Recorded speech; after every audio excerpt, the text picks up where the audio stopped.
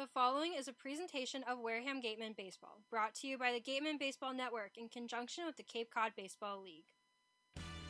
As the summer of 2017 continues, the Wareham Gatemen are right in the middle of the Cape Cod Baseball League playoff race. Line shot by Anchia. This one is back. It's far. Bye-bye baseball.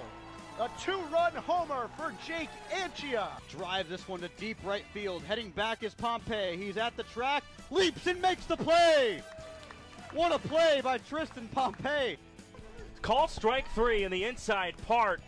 Griffin Roberts swings and drives this one deep to left field.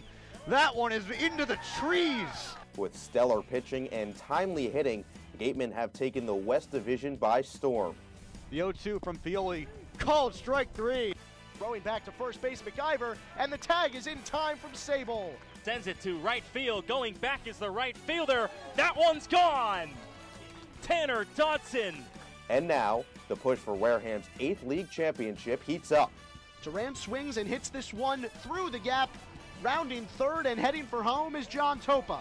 The throw to the plate is not in time, and Topa will score. The breaking ball called strike three. Dalton Roach strikes out the side. 1-2. Swung on and missed. Back-to-back strikeouts for Brett Canine.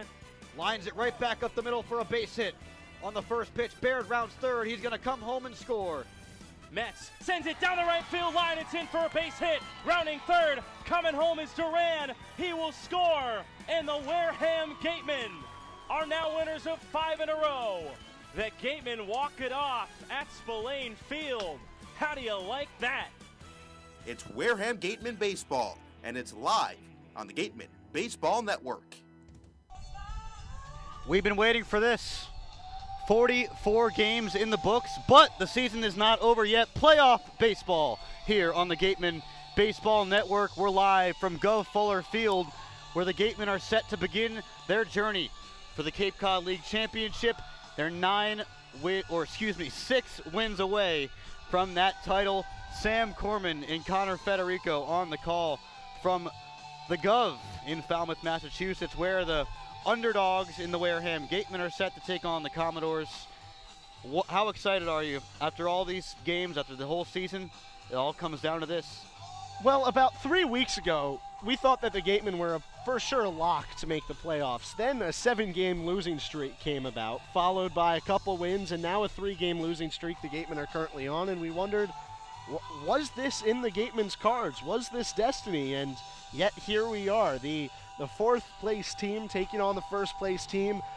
The West was so close all year, but Falmouth really emerged as the winners late on, and now these teams have a 9-point differential between them, but none of that matters anymore, Sam. It's playoff baseball. It's a totally different scenario. 2 wins and you move forward. Now, when you look at it on paper, the Falmouth Commodores, they don't play the style game that the Gatemen would like to play in these early rounds, and throughout the playoffs, they're kind of a big offensive powerhouse. Their pitching is really their weak spot, and the Gatemen kind of like teams that are the opposite of that. They kind of like teams that have, that are kind of like themselves, that struggle to hit sometimes and have a better pitching staff.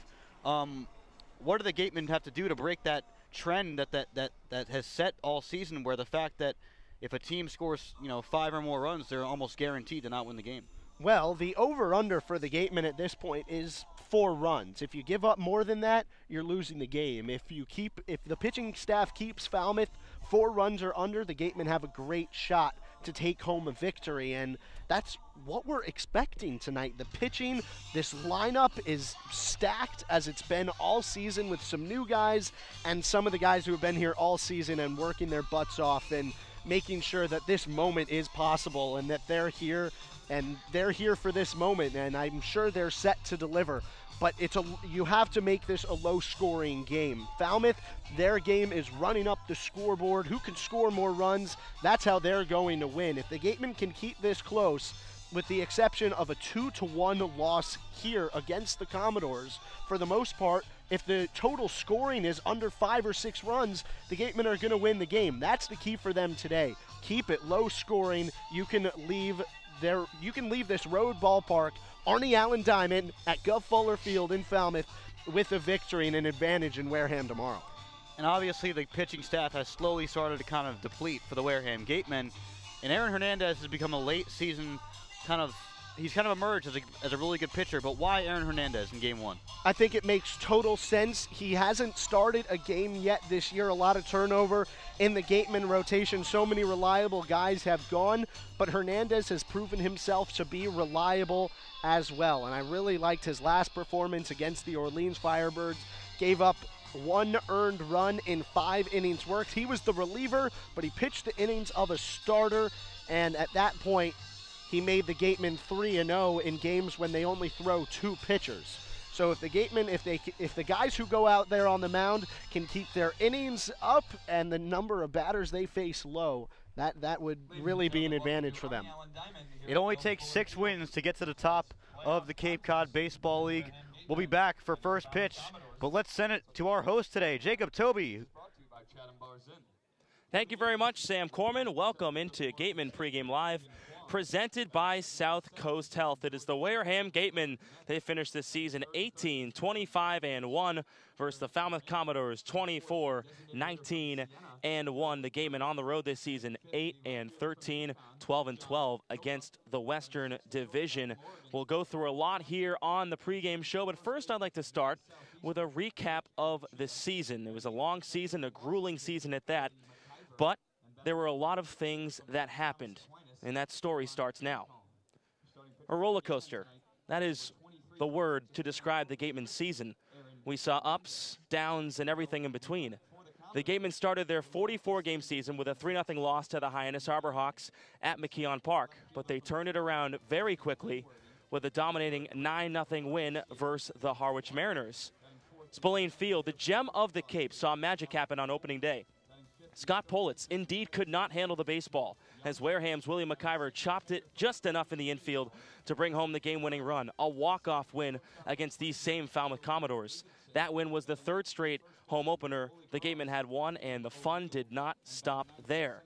The next 2 days, Sundays, were filled with doubleheaders, 2 7-inning games in one day.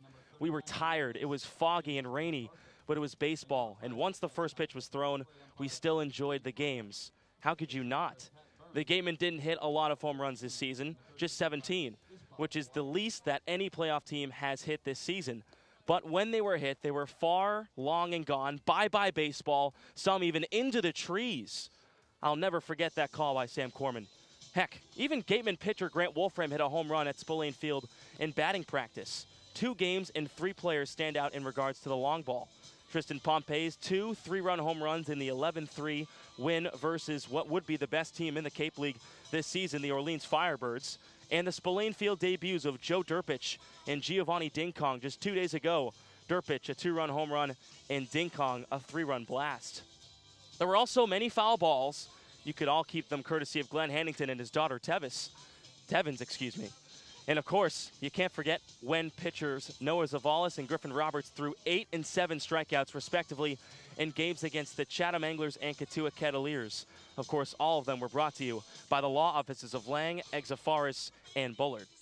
We saw players come and go, especially the pitching staff. Justin Glover, Miller Hogan, Joey Matulovic, Griffin Roberts. Oh, and don't forget the best 2-way player in the league, Tanner Dodson. The Cal product won the Thurman Munson batting title award as he hit .365 for the season after being listed as a pitcher coming in to this season. That now makes it 3 seasons in a row, a Gatemen player has won the batting title. The other 2, Andrew Kalika in 2015, who batted a whopping .425, and Cole Freeman from just last year. Special thanks to Robbie Metz, Brett Canine, and Noah Zavalis for agreeing to come back for a 2nd season. All have made improvements, especially Zavalis on the hill. Shameless plug, go to gateman.org and watch the interview with him and I. It was fun and it was real. One of the better kids you will meet in baseball.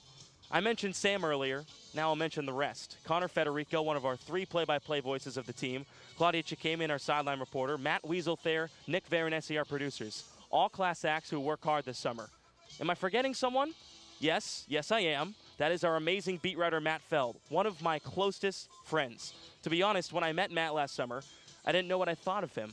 I now know what I think of him. He's taught me a lot and made me a better professional. He also makes me laugh at the worst times, but that's what friends are for. There was a 5-game win streak this season, which finished on a walk-off win versus the Chatham Anglers at Spillane Field, thanks to 2016 returner Robbie Metz. Metzy, they call him. The win streak was followed by a 7-game losing streak, in which scoring runs was harder than ever. The Gatemen then won 2 in a row, thanks to, yet again, Robbie Metz, a walk-off single versus Cotuit. The season finished with a 3-game losing streak in which opposing teams combined scored 37 runs against the Gatemen. Players leaving, injuries, and more plagued the team in the final week of its season. Tough to watch, but still loved every moment of it. But the team moves on. Today is a new day. The playoffs are here. Anything can happen. It will surely be a challenge to dethrone the dynasty that is Yarmouth Dennis. 3 straight Cape League titles is very impressive, but that's in the past. The Gatemen need to focus now. The Gov, where the ball sails out faster than a player can come and go here on the Cape. Whatever happens, happens. As former Gatemen manager Jerry Weinstein said, that's the beauty of baseball. This season was completely opposite and different from last year, and that's okay. Different is good. There's a reason why we still watch every day, because we love the game. Game 1 between the Wareham Gatemen and the Falmouth Commodores is coming up next. We now go to our Claudia Chikamen on the sideline. She's with Willie McIver. Thank you, Jacob. I'm joined by Willie McIver. So, Willie, everyone's been saying how it starts a brand new season. What are your thoughts going into today's game? Play it like any other game. Play relaxed, have fun, take advantage of this cool opportunity we have to be in the playoffs and get a chance to go off against this good team. And I think it should be good for us today. Now, you kind of ended the regular season on a bit of a slump. You got that double, though, against Bourne in the regular season finale. You've done pretty well here at the Gov. You hit a home run here once this season. So do you think you can build off the momentum you had late in that game Thursday and continue it here today? Yeah, definitely. I mean, obviously you never want to be in a slump, but it's something you go through in baseball and kind of working out of it and just keep working hard and, eventually just stay relaxed up there and it'll start happening for me. So I think this is a good time to get hot. Now, you guys didn't have the best success against Falmouth this year. You went 1-4-1 against the Doors this season. But you said you wanted to play Falmouth. And do you guys want to kind of have that revenge and build off momentum and prove that you guys were a good team and you are a good team now against a team that gave you some trouble in the season? Yeah, I mean, we lost a couple close games then, blew a couple late leads. And so I think this is a team we match up pretty well against, even though the last game we played against them didn't go so well. I think we're going to bounce back, and it's a new day today, new season. So I'm really excited to get another shot against these guys, and I think we're going to win it. And you guys have a bunch of new additions to the team, especially the position players. What have you liked from that you've seen so far? It's only been, one game basically. But what do you think they can help you with here today, since they haven't seen this team yet? I mean, I think they've came out here and had a great work ethic and meshed with the guys really well. And obviously in the last game they showed that they can hit the ball out of the ballpark. So I'm really excited for today and excited to see what these guys can do. And I know that they're not coming into this game nervous or scared, and they're just going to play it out like we are and have a lot of fun out there. So it should be a good game. And finally, what would you say is the biggest key for today's game for the Gatemen? Just stay loose. Don't make any mistakes. Don't give them any runs. We can't afford to give them a good team like that more opportunities to score. We can't give them more outs. We can't walk guys. We got to get the job done in situations where we need to, like get runners in from third, move them over from second with nobody out. And if we can just execute and have fun and stay loose, we're not going to have a problem. Great. Thank you, Willie. Best of luck today. Thank you. Back to you, Jacob. Good stuff, as always, from our Claudia Chikamen, catching up with Willie McIver, before this ball game. Now, let's go around the Cape, see what's happening in these playoffs so far.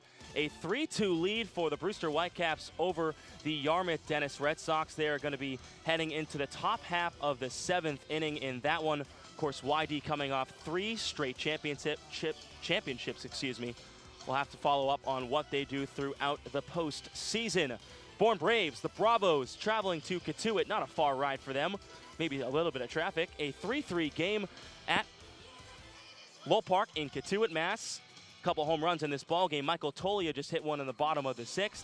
Grayson Jennison, the league MVP, hit one in the first inning. Scott Schreiber, also a home run for the Bravos. That game is tied up at 3 apiece as well. And the other game of the evening, besides this one here at the Gov, it's the Chatham Anglers and the Orleans Firebirds. Orleans 29-15, the best record in the CCW. We'll take a short break here on the Gatemen Pregame Show presented by South Coast Health, but when we come back, we'll take a look at the pitching matchup. We'll talk to Robbie Metz, and we'll give you the starting lineups as well as first pitch here at the Gov on the Gatemen Baseball Network.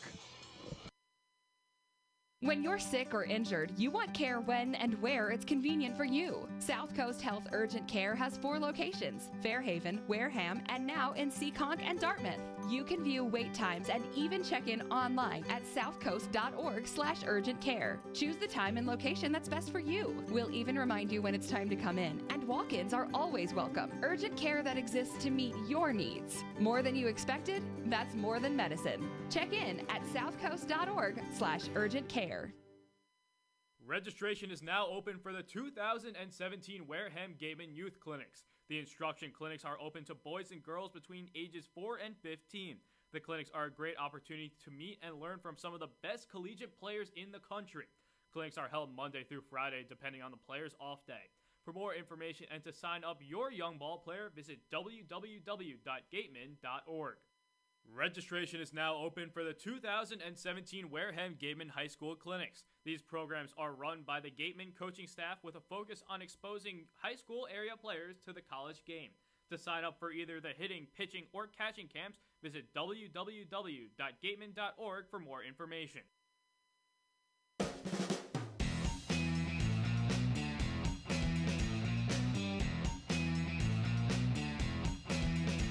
Welcome back to the Gov. Jacob Toby with you here on Gatemen Pregame Live, presented by South Coast Health. The Wareham Gatemen traveling to Falmouth to take on the Commodores round 1 of the Western Division semifinals. Let's take a look at your pitching matchup for today. It's first for the Wareham Gatemen.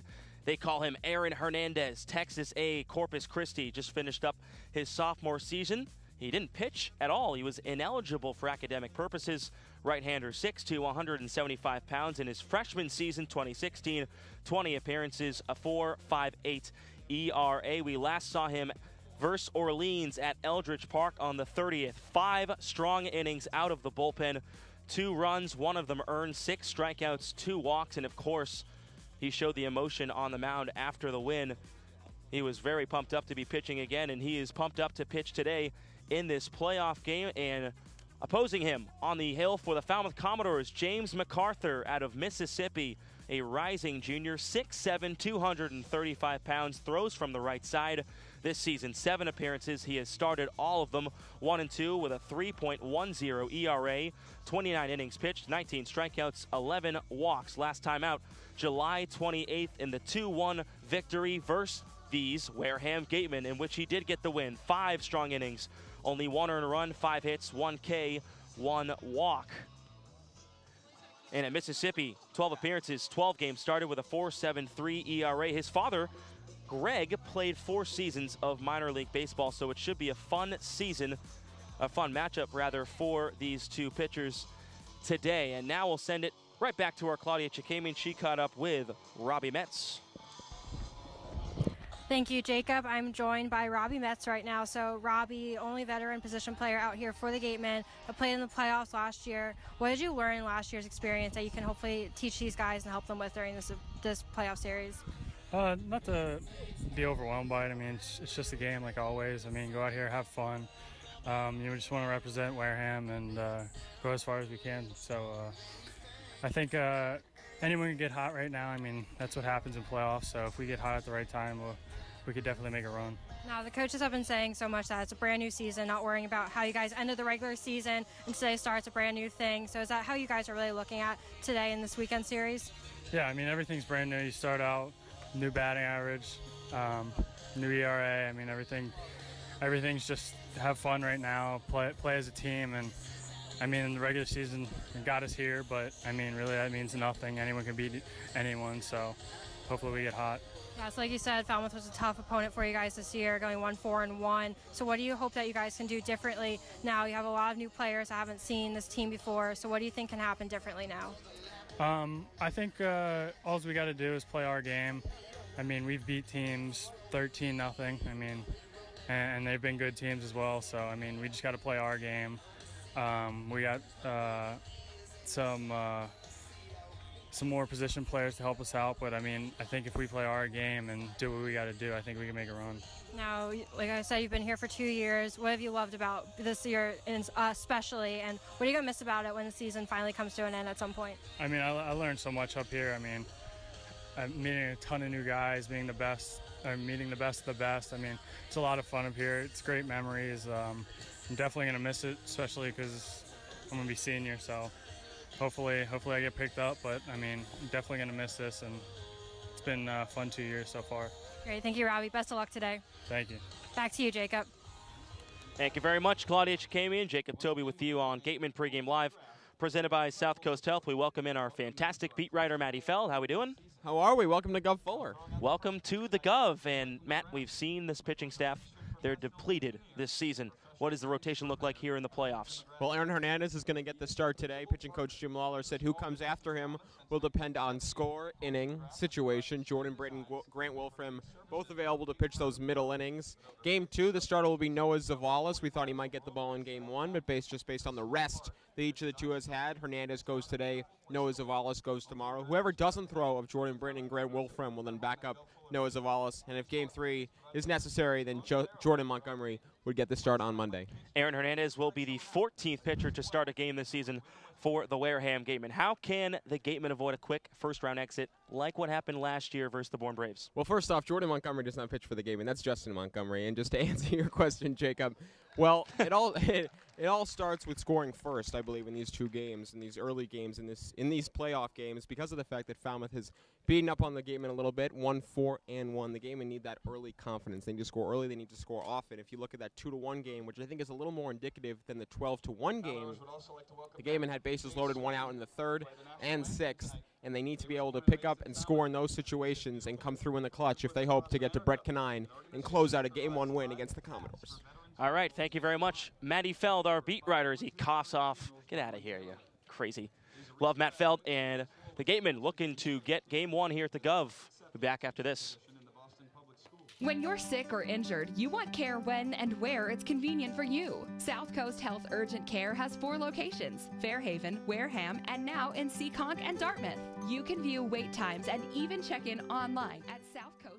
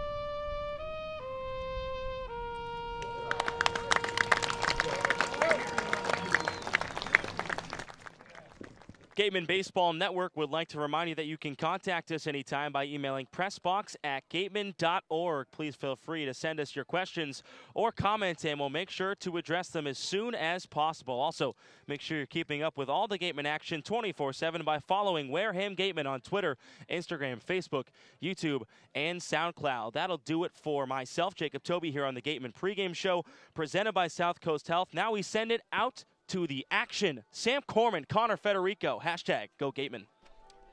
Go Gatemen is right. The Gatemen Baseball Network is proud to present Cape Cod League playoff baseball here in the West Division.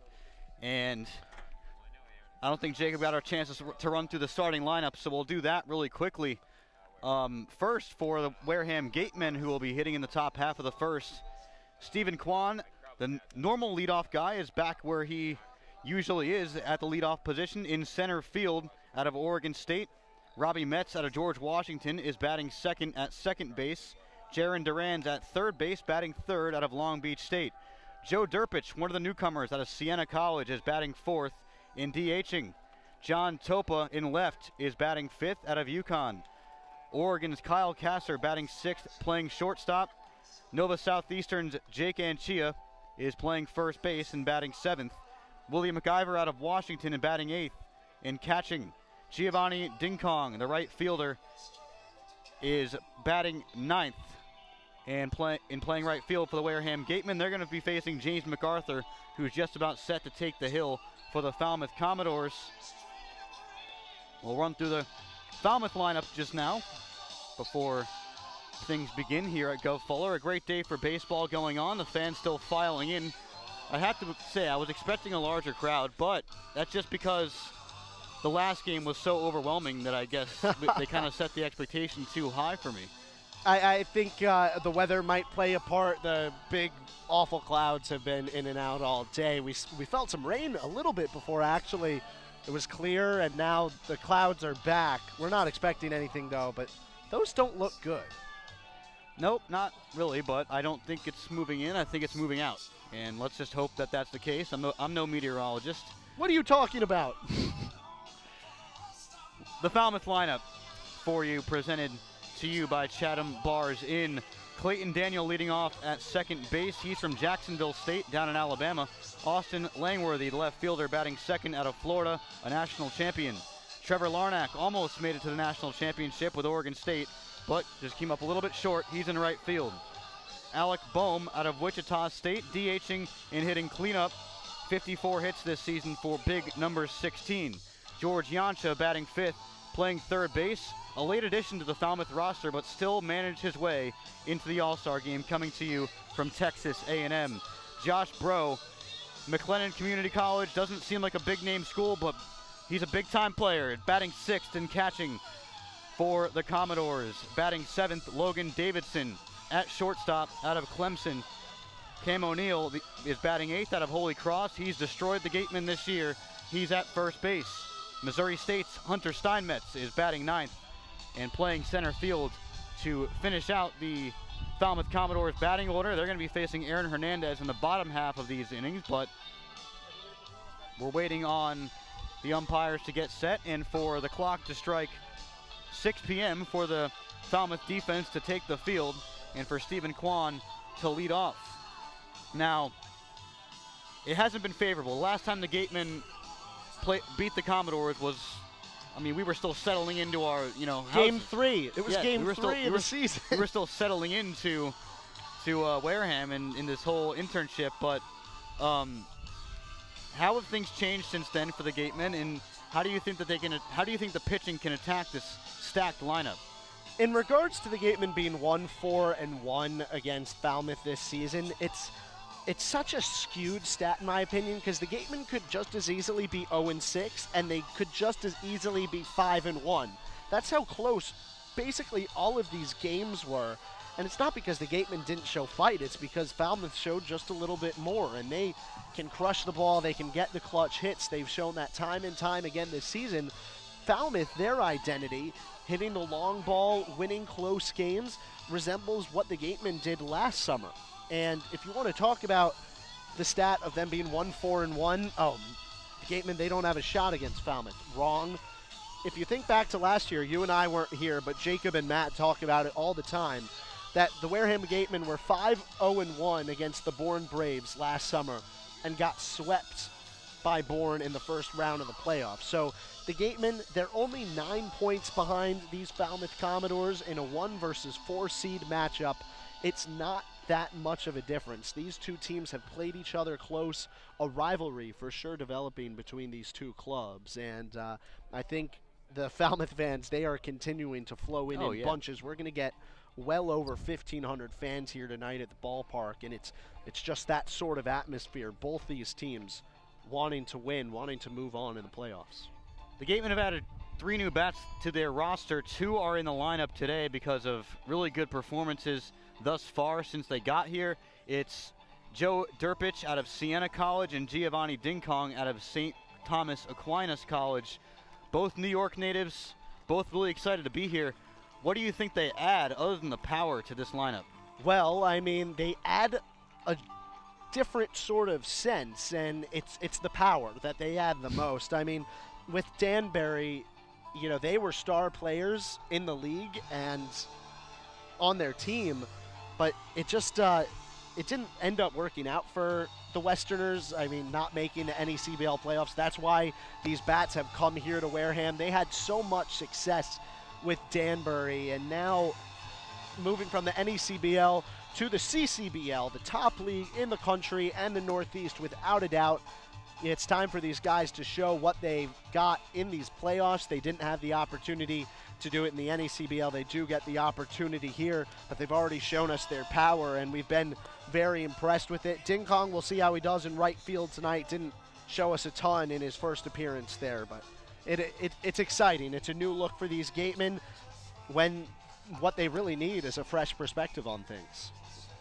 James MacArthur and the Falmouth Commodores have taken Gov Fuller Field, or should I say they've taken the Arnie Allen Diamond at Gov Fuller Field here for some playoff baseball. James MacArthur, a 6'7" frame out there on the hill, wearing 39 in Falmouth's white uniforms. He's just a tower, and you know, he's had a somewhat of, you know, some success against the Gatemen this year. Do you think that plays a role in the Jeff Trundy and the Falmouth coaching staff starting this guy? Is his success versus this team this season?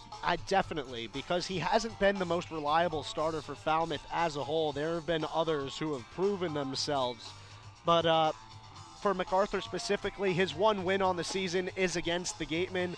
5 innings, doing really well. Just a couple of days ago, and he got a lot of run support from his offense that night, plus the fact that Wareham's bats were shut down. Coming into this matchup, he's had 2 appearances against the Gatemen, done well in both. His team has won both, won an 8-4 victory that went 11 innings. And here we are, and he's ready to try to continue that success. Stephen Kwan will try to make sure that does not happen.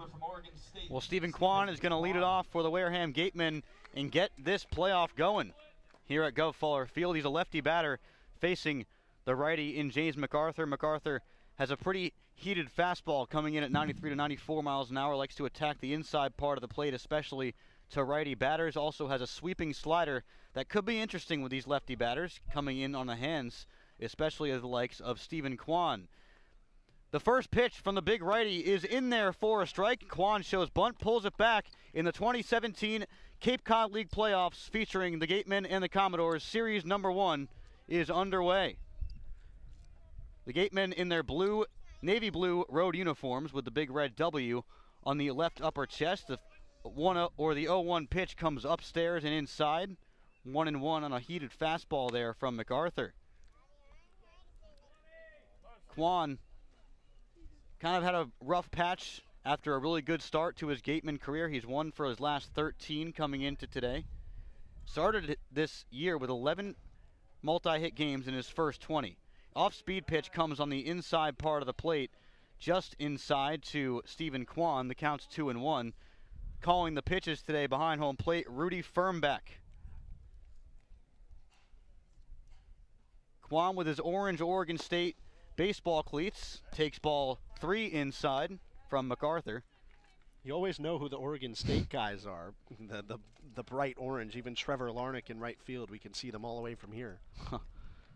He's way out there, although not too far out there. We'll get more on that in a second. This one fouled away by Kwan, and we're going to have a full count on the first at bat. Now, one of the biggest themes with the Gatemen in recent games especially has been swinging early but not really finding hard contact. So they kind of been limiting the pitch counts of the opposing pitchers at the same time. They like to do the opposite. Kwan drives this one out to left center field on the full count. Going back is the left fielder Austin Langworthy, and he gets under it and makes the catch for out number 1 here in the first inning. We'll run through the Falmouth Commodores defense to get you set. Left to right in the outfield, Austin Langworthy, Hunter Steinmetz, Trevor Larnach out and right. George Yancha at third base, Logan Davidson at short, Clayton Daniels at second, and Cam O'Neill is at first. Josh Bro is doing the catching for James MacArthur. MacArthur, career 9-7 at Ole Miss with a 4.50 ERA. The first pitch to the righty, Robbie Metz, is outside. And at the belt, 1-0 to number 9. Metz has some postseason experience with the Wareham Gatemen. 1-0 fouled away, pitched down the middle of the plate, opposite field, over the bleacher on the right field line. The Gatemen dugout positioned on the third base line here. We are positioned just to the right of them near home plate. Robbie Metz, bent knee, open stance. Takes ball outside, 2-1. Yeah, MacArthur has thrown 5 balls so far through 2 batters, but none of them have been very far away. He's painting the edges right now. The control is very good. Here's the 2-1 to Metz. Chopper in the infield, right to the second baseman, Clayton Daniel, who flips over to first with ease to Cam O'Neill, 2 away. 2 quick outs for James MacArthur, the Ole Miss Rebel.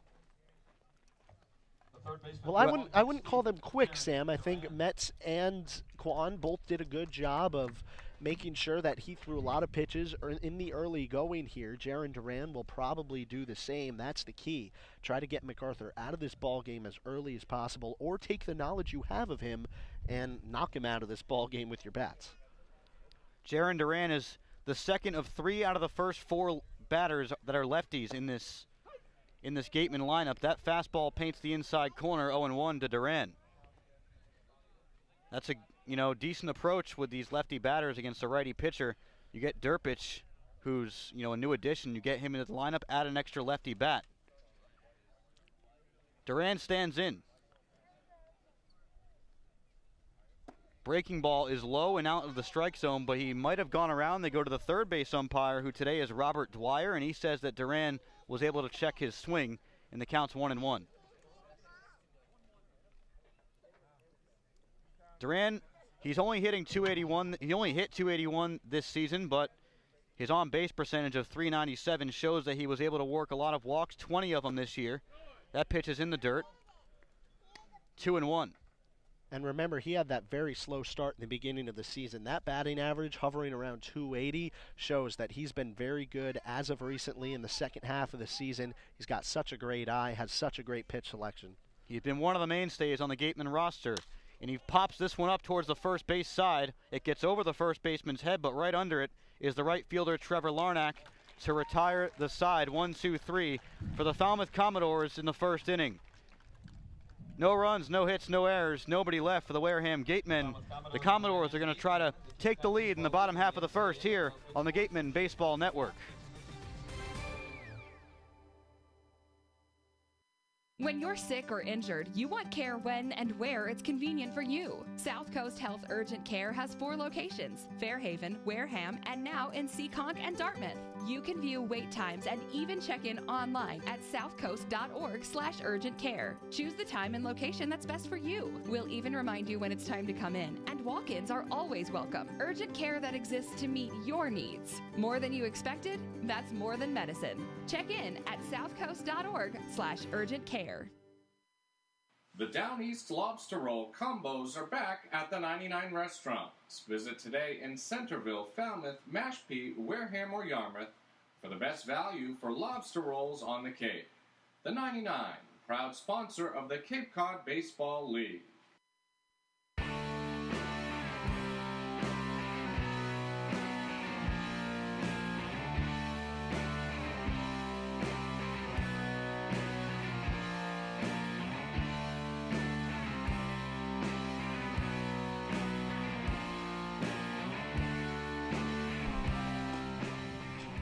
Aaron Hernandez and the Gatemen have taken the field to take on this mammoth of the Falmouth Commodores lineup in just a second right here on the Gatemen Baseball Network. Thank you for joining our playoff broadcast.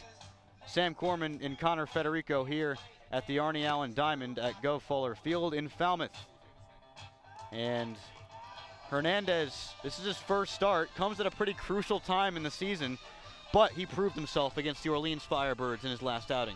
Goes 5 innings, basically a start, but or through a starter's innings anyways, but he had a really good appearance in that one, and he's ready for this moment, I think. He's shown a lot of emotion, a lot of willingness to grit it out and find a way to win. That's what he's all about. he's about to show that to the Falmouth Commodores. Clayton Daniel is to lead off for the Commodores. He's a righty batter facing the righty, Aaron Hernandez. Quick delivery for Hernandez toward home plate. Fastball outside corner, 0-1 to Clayton Daniel. One of the best and most consistent leadoff hitters in the Cape Cod League. .316 atop this Falmouth order this season. That pitch is low in the dirt, 1-1. Bounces on home plate, collected by the catcher, William McIver. We'll take you through the Gatemen defense, left to right in the outfield. John Topa in left, Stephen Kwan in center, Giovanni Dingkong in right. Third base, Jaron Duran. Here's the pitch, upstairs on a fastball. 2-1. Kyle Kasser's at short, Robbie Metz is at second. Jake Anchia playing first base today with Willie McIver behind home plate. Catching for number 23 in blue, Aaron Hernandez. Fouled away to the right side by Daniel. And it's 2-2. Yeah, Duran at third. Metz hasn't played in the infield in a while. He's been sort of a outfielder ever since Tristan Pompey left. And Duran is a good third baseman, even though he doesn't play that much at school. He's done it 3 or 4 times here. Major open stance for Daniel, and he takes ball 3 in the dirt. Full count coming up. Really bends his knees. His right foot is on the corner of the batter's box. His left foot is way out there in the middle of it. And this one lined back up the middle, and it's going to drop into center field for a base hit. As a leadoff hitter, you're supposed to just find a way on base, and Clayton Daniel has done that all season long. He continues it here into the postseason. And the Falmouth Commodores are cooking here in the bottom half of the first. Well, it is a hit, but at least it's not a leadoff home run like he did to the Gatemen the last time that these two played, deep into the left field bleachers of Spillane Field. But he's such a good hitter. Saw that fastball was at the high inside part of the zone, pushed it out towards right center field. Good piece of hitting. Here's Austin Langworthy. Hernandez now in the stretch, delivers a fastball outside to the lefty in Langworthy. 1-0. Langworthy wearing 7 in white. Falmouth has their home whites on with the big Falmouth script written across the front. Snap throw to first, pitches a strike, and diving back to first base is Clayton Daniel to beat the strong arm of Willie McIver. Camped out right in front of that home plate umpire, Rudy Fernback. McIver has shown us all season that he's able to do that. These Falmouth runners have to be careful. The pitch from Hernandez in there for a strike at the belt. 1-2 to Langworthy, who's just 1 for his last 16, although he flexed his muscles on the mound against the Gatemen in that 12-1 victory for the Commodores the other day. He does pitch for Florida. He's a lefty. Here's the 1-2. Popped up shallow left field. On the run is John Topa, and he makes the catch in front of him for out number 1 in the bottom half of the first. Now Langworthy's 1 for his last 17, sitting at 18 for 75 now on the season. Trevor Larnick to step in, number 29, the right fielder. He's a big guy, 6'4", in those bright orange Oregon State cleats. You always know it's Oregon State when you see orange around here, because Syracuse doesn't have baseball. Illinois has baseball, but it's not worth anything. Well, Will Neely has some nice orange and black accessories. That's a different orange. That's like a burnt orange, I'd call it. It's volunteer orange. They would probably yell at you for calling it burnt orange. Breaking ball is low, but swung on and missed by Larnick. I say that because the Texas Longhorns consider themselves to be burnt orange. Will Neely's baseball bag, you can see it from 3 miles away. Larnick, 308 hitter this season. Lines this one sharply to the shortstop off the glove of Kyle Kasser and bounces into center field. They have a miscommunication on the play, and coming in to play it is Stephen Kwan from center. Advancing to third from first base, Clayton Daniel. On first is Trevor Larnick. 2 on, 1 out. Hernandez facing some early trouble, and now look who's at the plate. You can't miss him.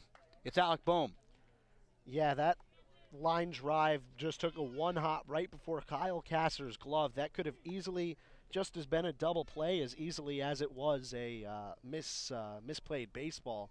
Just a really hot shot, and you can get yourself on base when you hit it hard. That's sort of the name of the game. They put an error on Kyle Kasser.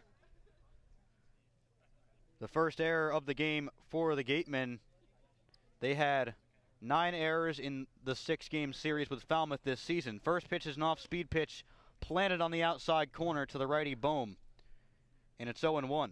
Yeah, if you want to win this game, you need to make sure that's the last error that's committed tonight for the Gatemen defense. It was a tough play for sure. Bohm also with a pretty big open stance. Takes a breaking ball on the outside part of the plate, but outside, 1-1. You can hear Don Snedden complimenting the pitch selection of Aaron Hernandez already. Bohm, an All-Missouri Valley Conference first-team player this year in 2017 with Wichita State. He's a native of Omaha, Nebraska, so he'd like to bring his Shockers back to his hometown for a College World Series appearance. He fouls this one straight back, and the count is at 1-2. Yeah, this is where Hernandez is dangerous, and the one out he got this inning, Austin Langworthy, was on a 1-2 count. He can surprise you with a fastball, or he can give you that curveball that has a lot of movement on it, and it has good speed, like a power curve too, because he comes out of that 3/4 delivery.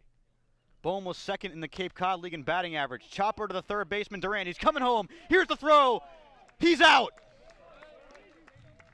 Clayton Daniel is gunned at home plate by Jaron Duran. A big-time play by a big-time third baseman. And there's 2 away in the first inning. Advancing to second on that one, Trevor Larnick. Alec Bohm gets to first on the fielder's choice. Well, you think it's a high chopper at first, and that run's going to score no matter what because you can't have a double play. But Jaron Duran never even hesitated. He was going home the whole way, snags that ball down the line, saves a hit, and then also saves a run with a dart to Willie McIver, who puts down a nice tag. The dangerous power hitters, especially at a very shallow field at Gov Fuller, do not stop. First it's Bohm, now it's Yancha. Bro is on deck. Yancha out of A&M takes a ball low, 1-0. A&M Corpus Christi against good old Texas A&M right here. So interesting. Yeah, I'm not sure if those two are rivals. They're not rivals. I'm sure they're just sister schools within the Texas university system. Outside corner to Bohm on a changeup, and it's 1-1 from Aaron Hernandez, who's, despite the fact that there are runners on first and second, despite the fact that there was already a runner on third having to be gunned down at home, it was an error from Kasser. It was really just that one base hit by Clayton Daniel that's been haunting Hernandez so far in this first inning, but it has dragged on here to the 5th batter of the inning. Here's the 1-1 slow chopper to the first baseman, Anchia. He's going to walk it over to the bag and plant his right foot right there to retire the side in a scoreless first inning for Aaron Hernandez. Falmouth puts no one across on 1 hit and 1 error. They leave 2-man on base. Let's go to the second. Playoff baseball continues right here on the Gatemen Baseball Network. Listen to the game wherever you go with the Next Radio app. Catch this station's local broadcast or stream all the action right on your phone. Visit the Google Play Store and download the free Next Radio app today. Baseball Factory, a proud partner of the Cape League since 1991, holds over 600 events nationwide for players ages 8 through 18, including 3 training weeks here in the Cape. Baseball Factory alumni have played on every Division I college program across the nation, plus 400 have made it to the majors.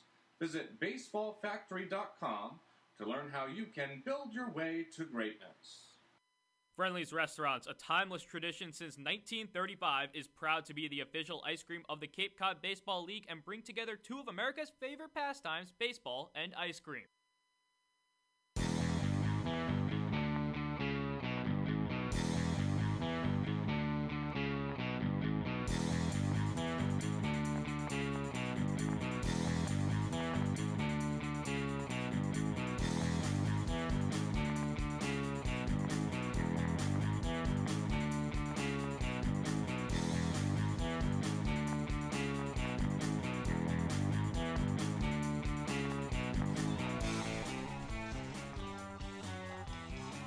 Top half of the second inning here at Gov Fuller Field. Falmouth and Wareham tied at 0, not only on the scoreboard, but in the series. 0-0 in these West Division playoffs between these two rivals. I mean, definitely a rivalry here based on the outcomes of this season, especially that 9-9 tie here at Gov Fuller. The first pitch to Joe Durpich is popped up right behind second base. Clayton Daniel moves over, reaches up and grabs it for out number 1. I was checking to see if Durpich may have broken his bat. It kind of sounded like it, but it doesn't look like there's any repairs needed. Yeah, he was just plainly trying to hit a home run on the first pitch he saw. He knew it was going to be a fastball. The problem was it was sort of low at the knees and not one that he could have done much with except pop it up. That's exactly what happened. John Topa, a righty, steps in. First pitch bounces on home plate, right to the catcher's glove of Bro, 1-0 to Topa. It's a really nice mix of righties to lefties tonight. Metz, Topa, and Shia McIver, the righties. Righty-righty matchup here. Topa in 14 takes ball 2 outside, and he's quickly ahead on James MacArthur. Topa with 13 walks this season. That's tied for 3rd on the Gatemen roster. Mentioned how good Jaron Duran has been at finding first base via the walk. Topa fouls this pitch straight back. Topa's been pretty good at that as well. A guy who has been here since the very beginning for the Gatemen day 1, and he's really been grinding, really showing what he's capable of. Had a really hot start, a West Division All-Star. 2-1 comes into the Yukon Husky, and it's high at the belt. Fastball from MacArthur, 3-1 on Topa. He's in the driver's seat in this count, looking for the first base runner of the game for the Wareham Gatemen. Kyle Kasser on deck. Jake Anchia in the hole if need be. Here comes the 3-1. Grounder to the shortstop. Logan Davidson moves to his right and fires back. It's dropped by the first baseman O'Neill. Off his glove and rolls behind him. John Topa's on first with a E3, that should be. There was never a call, Sam, and I think it's because John Topa missed the bag. Oh, no, he hit it. I guess the umpire never made a call because there was no play. It was just dropped right out of the glove of O'Neill, and now an error each. Davidson just made a really strong throw. That's tough to take away from him, but Topa is the first Gateman base runner, and for Kyle Kasser, different for him in the 6th spot tonight. He might be a force there. We'll have to wait and see. Kasser's average has been hovering around 300 all season long. He's just been one of the most consistent guys in the lineup, and he takes a strike on the outside part of the plate, 0-1 to the lefty. And Commodores were unable to capitalize off of a Gateman error in the 1st inning, so the Gatemen would love to certainly capitalize off of that one. That goes against the first baseman, Cam O'Neill, out of Holy Cross. Kyle Kasser is an Oregon Duck, and he takes the pitch from MacArthur inside. 1-1. Yeah, this is a hitter strike zone tonight by the home plate umpire, Rudy Fernback. It's really tight. It's really good. You're not getting anything just off the corners, and that's going to help the hitters. The two guys who made errors, Kasser and O'Neill, they both have it in their bats to change this game for the better for them. Pickoff attempt at first, and John Topa, what do they call that? Karaoke's back to first base. That's exactly what he did. A little right foot behind, left foot in front, and you get back without getting your clothes dirty. Kyle Kasser is a .297 hitter this season, but he's hitting .357 when there are runners on base. MacArthur with a long pause in the stretch. Runner goes. Grounder down the third base line, gets by Yancha and into left field. Topa rounds third. He's heading for home. The throw's going to come in late. It's 1-0 Wareham on an RBI double from Kyle Kasser.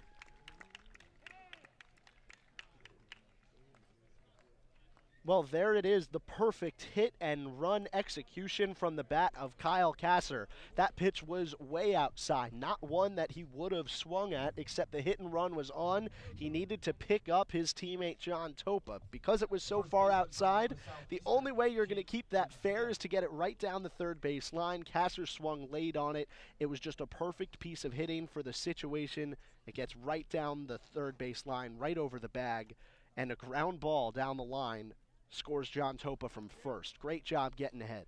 The Gatemen have struck first on the Commodores. This one's popped up over our heads down the third base side. And Claudia Chikamian lets a yell go as she thought that ball might have hit her. You know, she has a concussion problem, so we really need to make sure that she's not getting hit. We're pretty sure she could get out of the way of a pop-up like that. And Chia crowding the plate from the right side. Hitting .219 this season, leading the Gatemen in home runs and RBIs. 5 homers, 20 runs batted in. Cranks this one out to deep center. On the run is Steinmetz. He looks up, and it's off the wall. Kasser's going to round third and score easily. And Jake Anchia walks into second base with an RBI double. The Gatemen bats have come to life in the second inning, and it's 2-0 in favor of Wareham.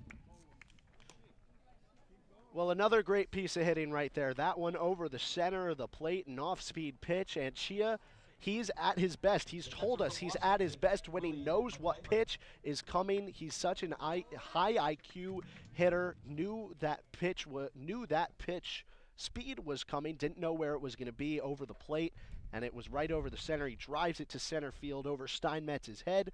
The only question was whether it would leave the ballpark. It doesn't. But Willie McIver now has an RBI chance. McIver, the righty, takes a strike at the belt, 0-1. Fastball from MacArthur. High part of the plate, outside. And this inning all got started thanks to a hit and run.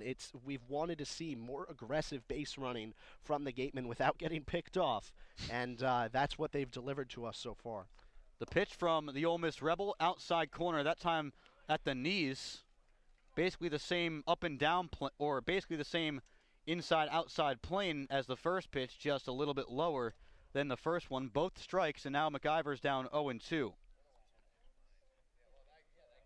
McIver trying to break out of a big slump that he entered about 2 weeks ago. Finished the season at .258. Breaking ball just outside from MacArthur. Good job holding off by McIver. It looked like a tempting pitch because MacArthur's breaking ball really does run from left to right if you're looking from behind the plate. Yeah, that pitch just on the outer half. Great job by McIver holding up. 1-2 to Willie McIver. Pops straight up, but it's going to get over the catch fence behind home plate, and it will land somewhere. That landed on top of the fence. Don't see that every day. I can't even explain that on radio. That's how weird that was. You know, suddenly, what is it? 27 minutes after first pitch, and this is the biggest crowd I've seen at Falmouth all year. Absolutely. That bleacher down the right field line starting to fill up towards the foul pole.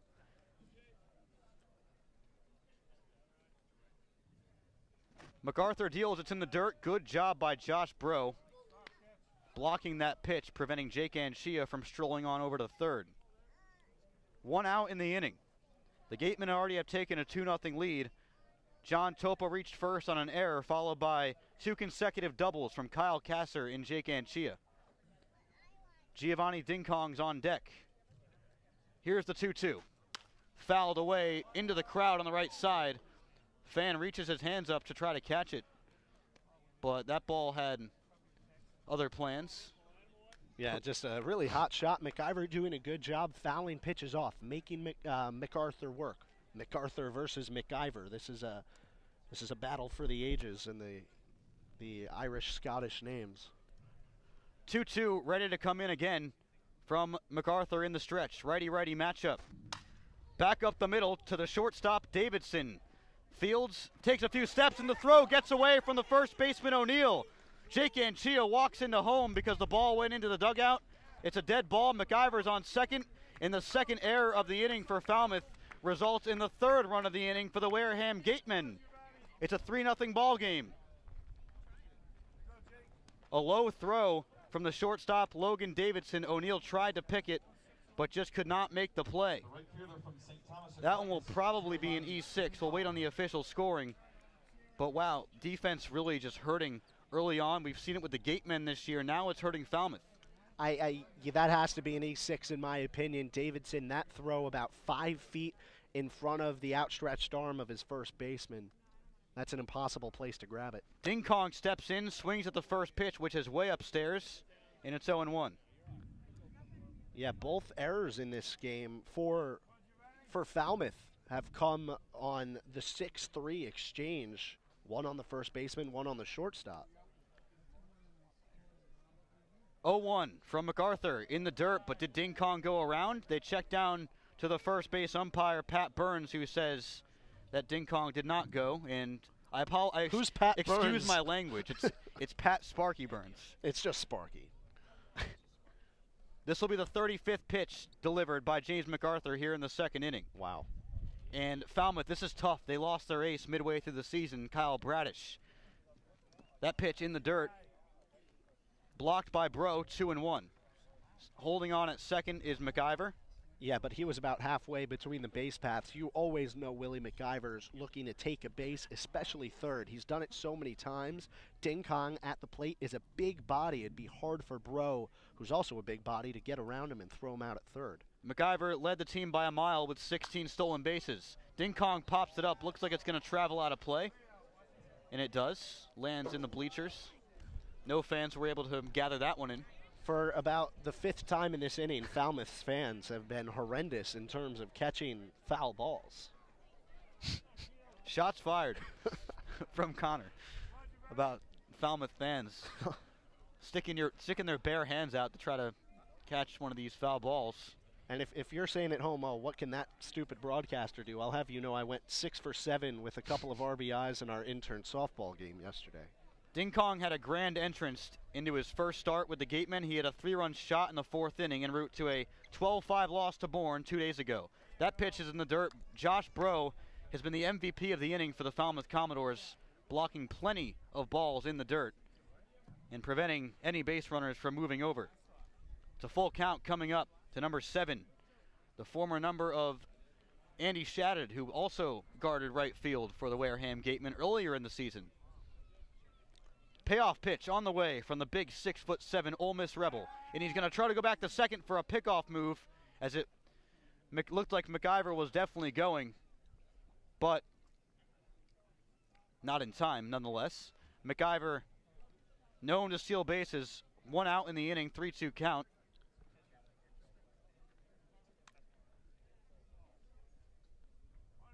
Ding Kong with a pretty close stance on the right side. From St. Thomas Aquinas College. Pitches in the dirt. It gets away from Bro. Ding Kong has a walk, and McIver walks down to third because of that wild pitch from MacArthur.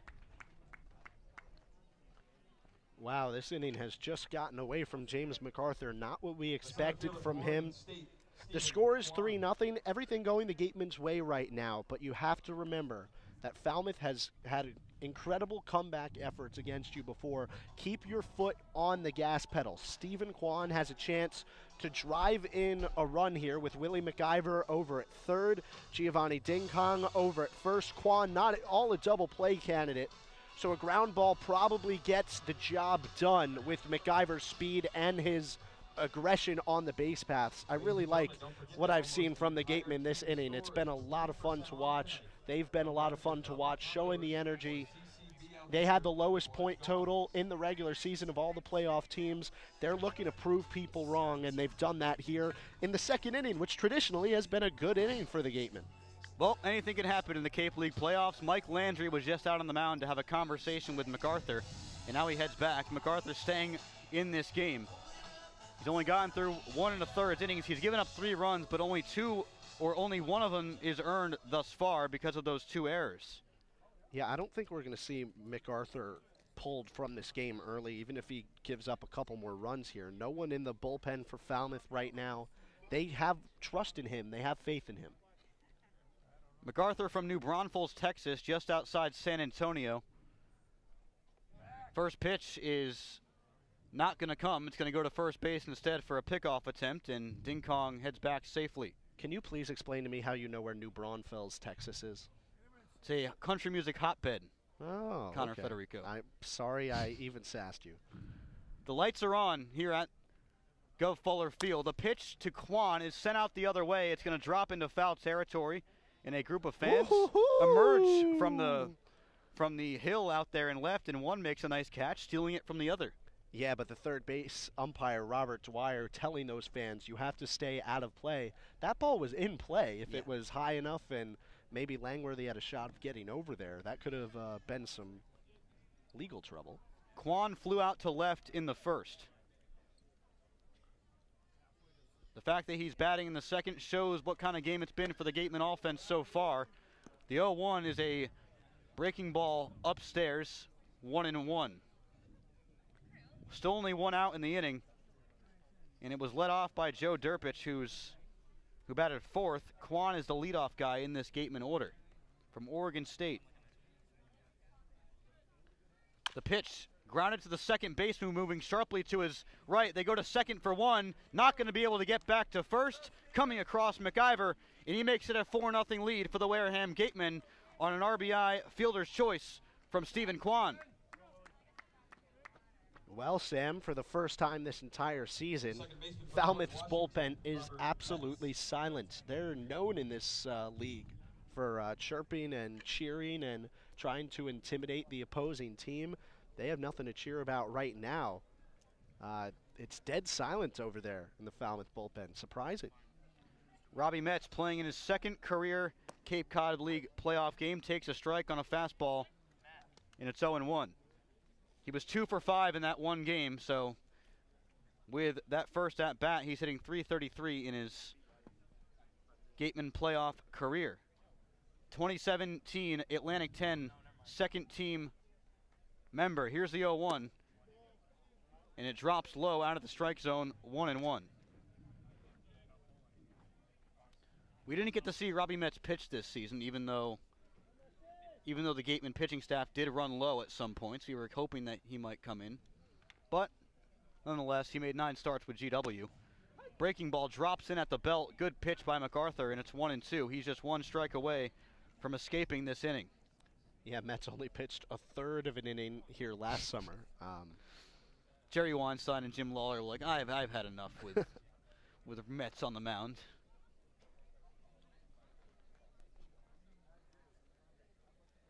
One-two, fouled straight back by Metz.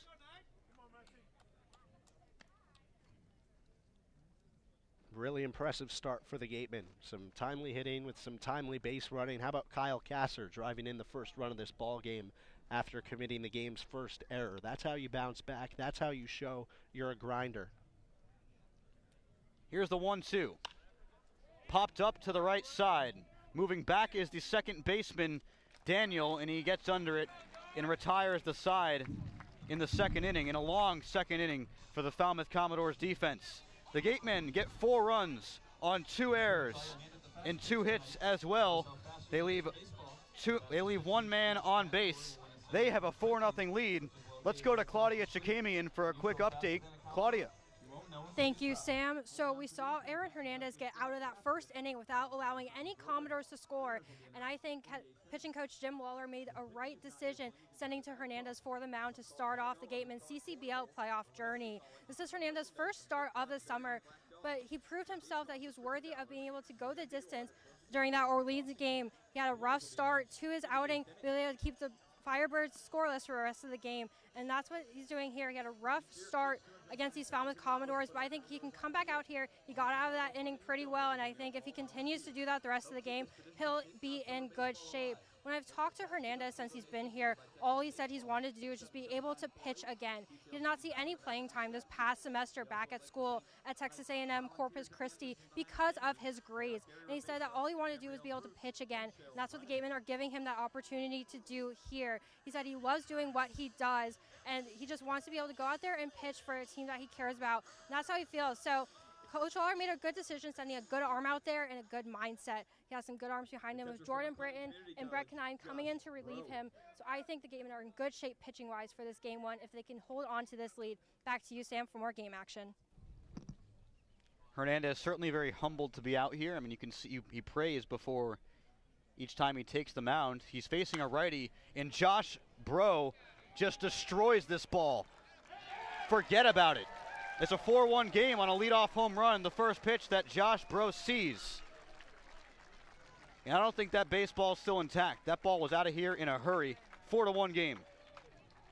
The only question about that ball is, or was it going to hit the scoreboard, and it just falls short. The trajectory just too low. The entirety of the Falmouth team, including the bullpen and the bench players, just come out to greet him and give him a little love as he comes back into the dugout. That's exactly what the Commodores needed. That's exactly why the Gatemen cannot say, we have a 3-run lead now. We can just cruise through this game. You need to keep grinding, keep trying to win. Breaking ball way out in front is Logan Davidson, a lefty. Wow, that ball was just smashed, and Josh Bro has done that to the Gatemen before.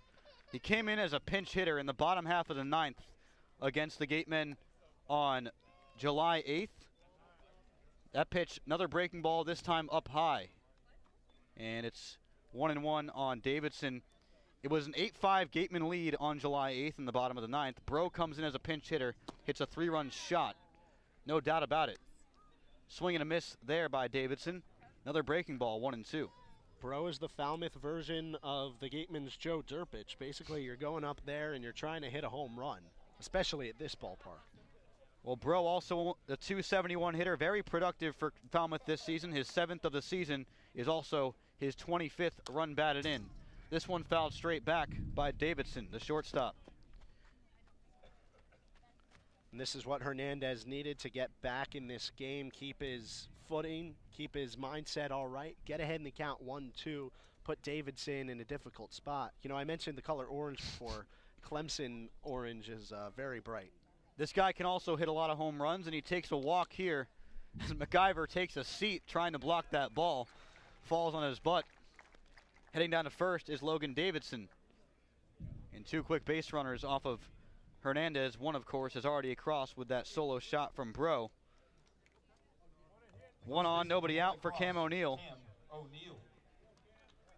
A little confusion around the ballpark. Everybody thought the count was 1-2. It was, but he was hit by that pitch off of bounce, which is interesting. Excuse me, he was hit by a pitch. Very confusing play overall. First pitch in the dirt, but hacked at and missed by Cam O'Neill. Swinging out of his shoes on that one. Yeah, probably thinking he was going to get a first pitch fastball right down the middle, trying to make up for the error and the missed pick that he made in the top half of this inning.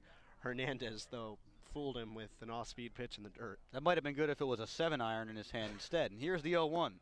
Outside, 1-1. O'Neill out of Holy Cross. He's burned the Gatemen this season at the plate. He's 2 home runs against them, including a pinch hit shot in that 12-1 victory for Falmouth back at Spillane Field late in the game. Basically came in on one of the first pitches he saw. Smacked it out of the ballpark. It was a 2-0 count, got ahead, fouls it away, 1-2. And when he gets ahead, he likes to swing. Well, the thing about the Gov is that you don't need a 7-iron to hit it out of here. You basically need a sand wedge. I mean, that's how short the walls are here. 300 and left. We paced it out. 300 and right, Connor? I got 301. Didn't you get something like 312 in left? I got something like 312. Pickoff attempt at first base, not in time. But my foot, I don't think is 1 foot. I think it's about 11 inches, so I did the math. About 300. All right. 1-2 from Hernandez, who's now in the stretch. Popped up into center, moving to the right. Stephen Kwan comes in, reaches up and grabs it. 1 away.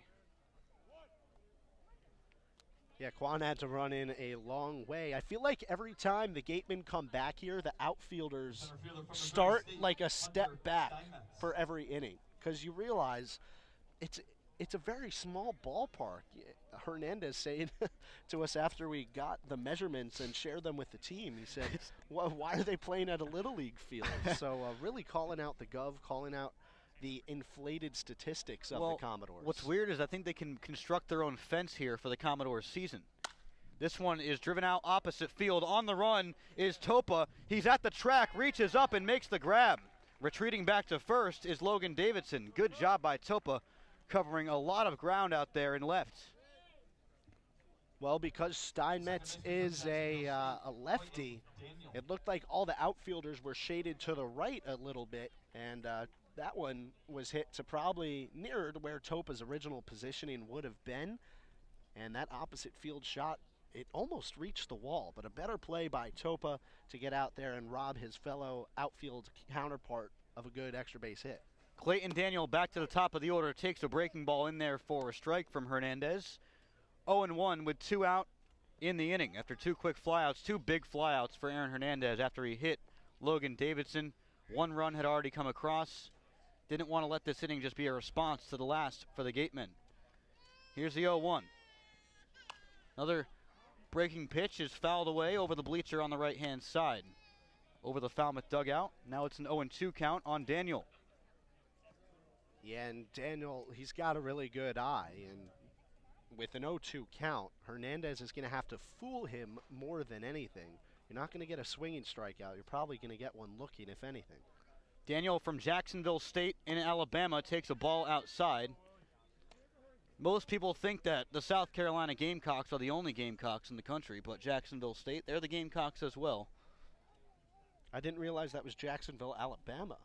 I thought it was Jacksonville, Florida. Well, there is a Jacksonville in Alabama, central Alabama, near Talladega. Here's the 1-2. Outside, 2-2. But why do you know that? I spent a lot of time in Alabama. I got family in Alabama. All right. Clayton Daniel led his team with 81 hits in 2016, in 2017, excuse me. 2016, he was 9th nationally with 93 hits. Toughest player in the Ohio Valley Conference to strike out. And this one to the third baseman, Duran, across the diamond to Anchia, who reaches out to his right and makes the grab for the final out of the second inning. So Aaron Hernandez gives up a leadoff home run to Josh Bro, but he limits it to just that. Let's go to break.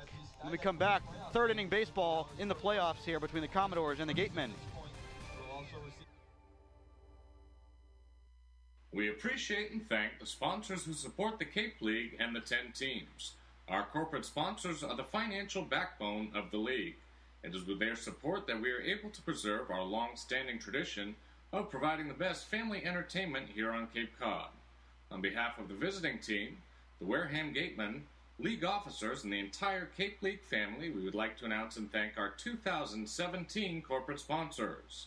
With much appreciation, we recognize the Yawkey Foundation, Chatham Bars Inn, the Fuller Family Foundation, Dunkin' Donuts, Curry College, Cape Cod Healthcare, the 99 Restaurants, Coca-Cola Bottling of Cape Cod Potato Chips, Friendly's Ice Cream, Baseball Factory, Cape and Island License Plate, 47 Brand, Cape Cod 5 Cents Saving Bank, Stop and Shop, Peapod. We'll be back to you in the next inning for the second half of this outstanding list of loyal sponsors.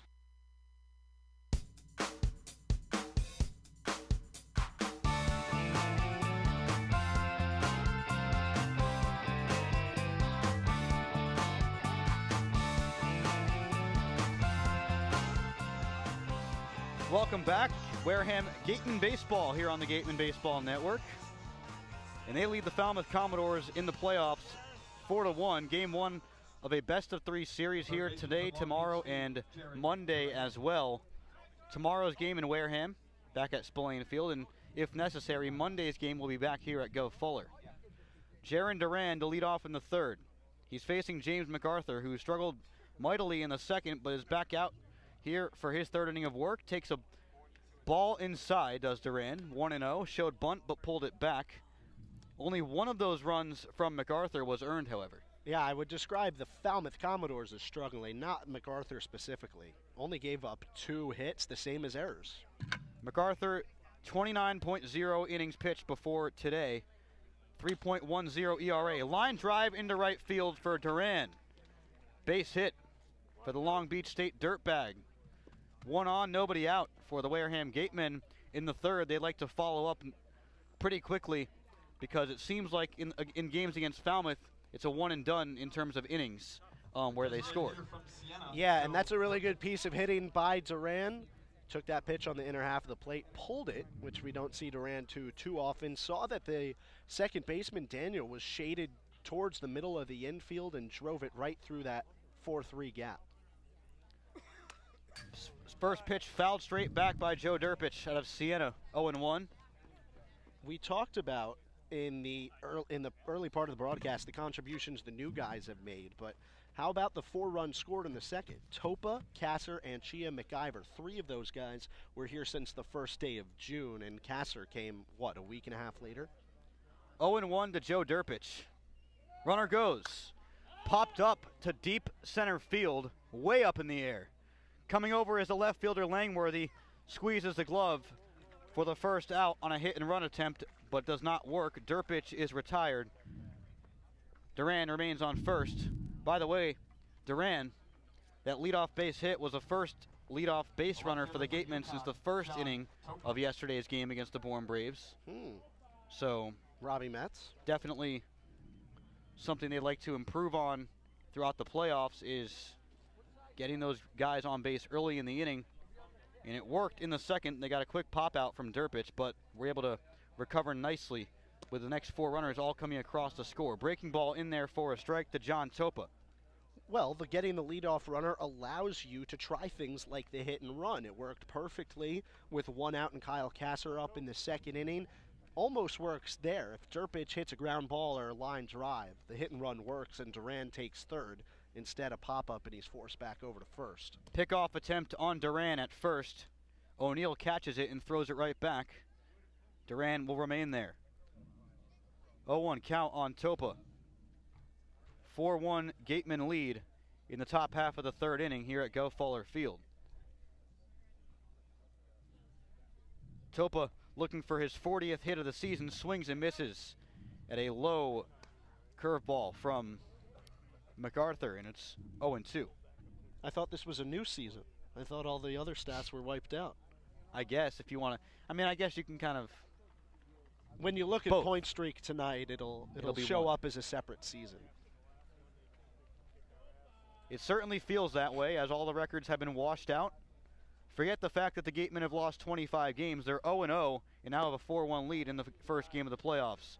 Topa takes a ball outside, and it's a 1-2 count. Yeah, Wareham couldn't win on opening day back on June 14th, but if this score holds and they keep working these at-bats, keep moving forward, and if a strong appearance from the bullpen comes to fruition, he'd be 1-0. Topa opens up his batting stance and swings hard, fouls it away down the right field line. That's opposite field for the righty in Topa. Takes a big hop off a sidewalk up there, and once again the fans unable to catch it. That ball's still rolling around, and now it's finally swallowed up by a young fan. Topa,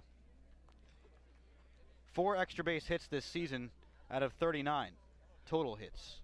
Likes to drive the ball through the gaps, and he sees a big one opposite field between the second baseman, Daniel, who's in double play depth. Hit and run on, taking the pitch is Topa. Down to second, Duran is gunned on a caught stealing. Great throw from Joshua Bro.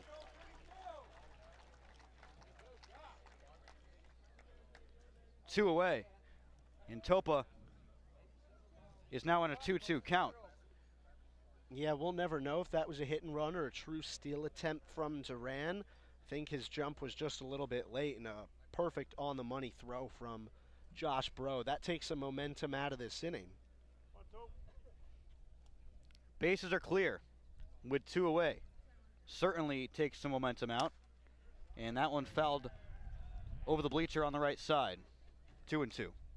Yeah, but John Topa won't let you make this a quick inning. He's going to keep fouling pitches away or try to find his way on base. And he's worked a really good at-bat here.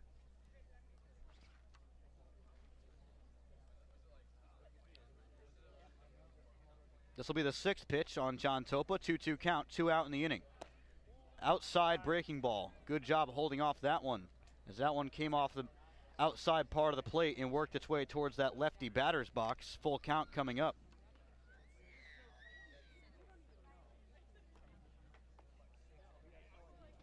Everyone in this Gatemen lineup is making their CCBL playoff debut with the exception of Robbie Metz. Here's the payoff pitch. It's low and away. Topa holds off and gets down to first. So the stolen base attempt really did take some momentum out of the inning. They get the base runner back, but they would like to have 2 right now with 2 out. From Oregon, Kyle Kasser. Speaking of which, that ball was so far outside, and I don't know how Josh Bro got over to that pitch and blocked it cleanly. He's done an incredible job back there so far on defense. Here's Kyle Kasser. 1 for 1 with a double. Also got an RBI on that play that scored John Topa from first base. It was a hit and run, and Kasser did a nice job going opposite field past the diving George Yancha. 2 outs. Here's the pitch. Line drive caught by the second baseman, Clayton Daniel. Good contact once again by Kasser, but to the wrong part of the infield. Side is retired. Let's go over to my good friend Jacob Toby for a Cape League update. Lots going on in the playoffs.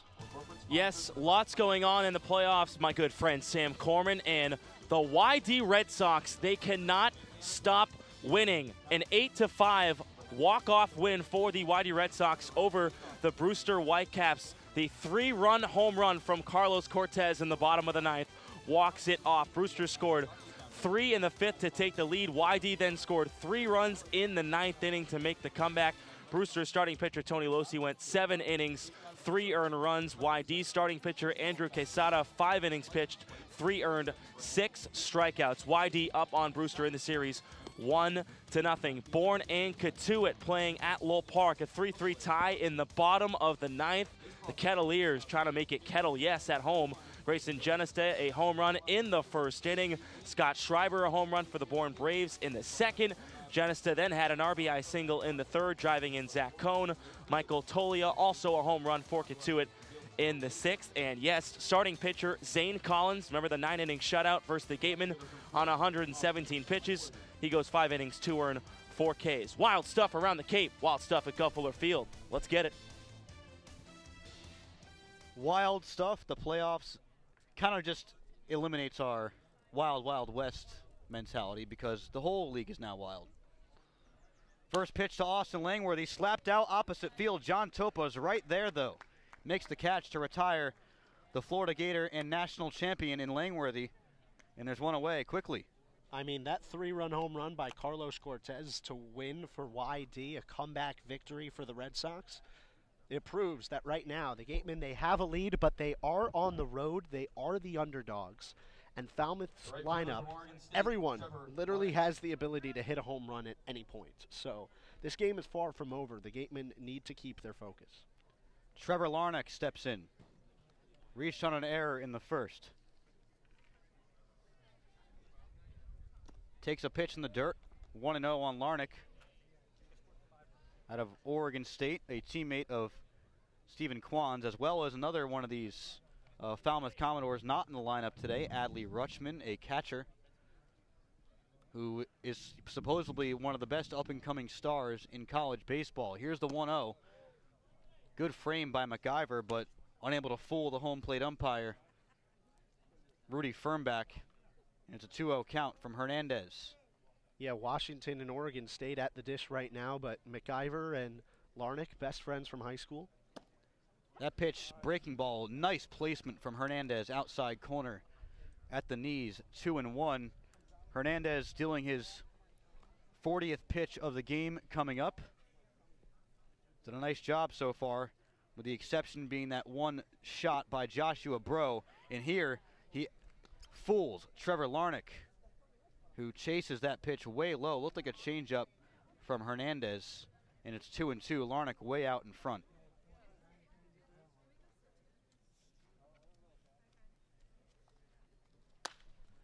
Larnach fouls this pitch away down the third base line. 6 of his last 9 games, Larnach, multi-hit games for him. He's red hot coming into the playoffs. Got off to a pretty slow start, but he's brought his batting average up to an impressive .308. 15 runs batted in. Righty-lefty matchup. Larnach goes around. A high fastball from Hernandez fools the right fielder, and he strikes out. The first strikeout of the day for Aaron Hernandez, and it's brought to you by the law offices of Lang, Exafaris, and Bullard. Designated hitter from Wichita State, Alec Bohm. 2 down quickly for Hernandez for Alec Bohm. This will be a nice 1-2-3 if he can get it, because, you know, he did work a lot of pitches in the second as well as the first. He would like to get a nice quick one here to keep his arm fresh for the later innings of his outing. Yeah, but the guy who's at the plate, Alec Bohm, is going to make sure that that doesn't happen. Alec Bohm, an impressively tall man on the right side of the batter's box. Takes a ball up high. It's pretty hard to miss high with him at the plate, but it's 1-0. Well, I mean, the thing about these tall guys is usually you can work down at their knees, but Bohm is such a talented hitter. He can fish those balls in the low part of the zone and still get hits. Fouls this one away past the third base side into the Gatemen bullpen, and it's 1-1. Bohm played in the Coastal Plains League in 2016. There he won the Home Run Derby. I was kind of disappointed that he didn't compete in this year's Home Run Derby at Spillane. Line drive opposite field. That ball was absolutely smoked, but it goes foul. Almost a really nice catch made by a young fan. I thought the ball actually tailed away from his glove and hit him in the chest, but thankfully it missed. Or maybe it hit him, but either way, he went off chasing that ball afterwards. He's fine. The fence here at Go Fuller stops before there's a big bleacher down towards the foul pole on the right side. Foul ball by Bohm, this time to the opposite direction, pull side toward the Gatemen bullpen once again. And it's a 1-2 count on the Wichita State slugger. He was ranked the #1 Cape Coastal Plains League prospect last year by BaseballAmerica.com. And he's had quite an impressive season here on the Cape. The Coastal Plains League, of course, is one of the better of the collegiate leagues. Check swing, they check down to first base, and Pat Sparky Burns says that he did not go around. So it's 2-2 count on Bohm. That pitch was in the dirt. He was a Wilmington Shark in the Coastal Plain League. That's one of my buddies from school. He's the broadcaster there this summer. Nice. 2-2. Fouled away. And those Bohm foul balls have a lot of velocity on them. Opposite field. That one got over everything and into the basketball courts. Well, there's been 2 strikes in this count for about 5 minutes now. I told you Bohm was not going to make this an easy 1-2-3 inning. Even if he is retired, Hernandez has thrown a good bunch of pitches. 2-2. Grounder to the second baseman, Metz. Bohm throws his bat in despair, and the throw goes over to first. Bohm is retired 4-3 for another 1-2-3 inning in this game. Let's go to the 4th inning. 4-1 in favor of the Wareham Gatemen here at Go Fuller Field, the Arnie Allen Diamond.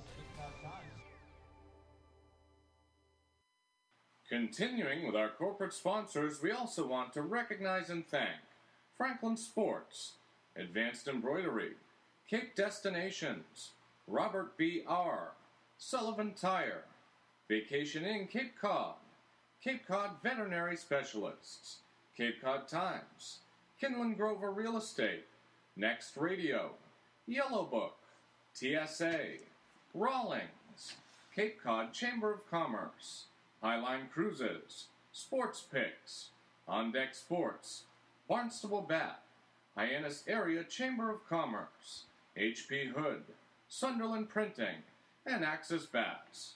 And of course, thank you to Major League Baseball for over 50 years of support.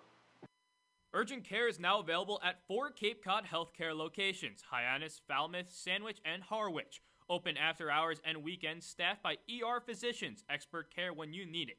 Learn more at capecodhealth.org/urgentcare.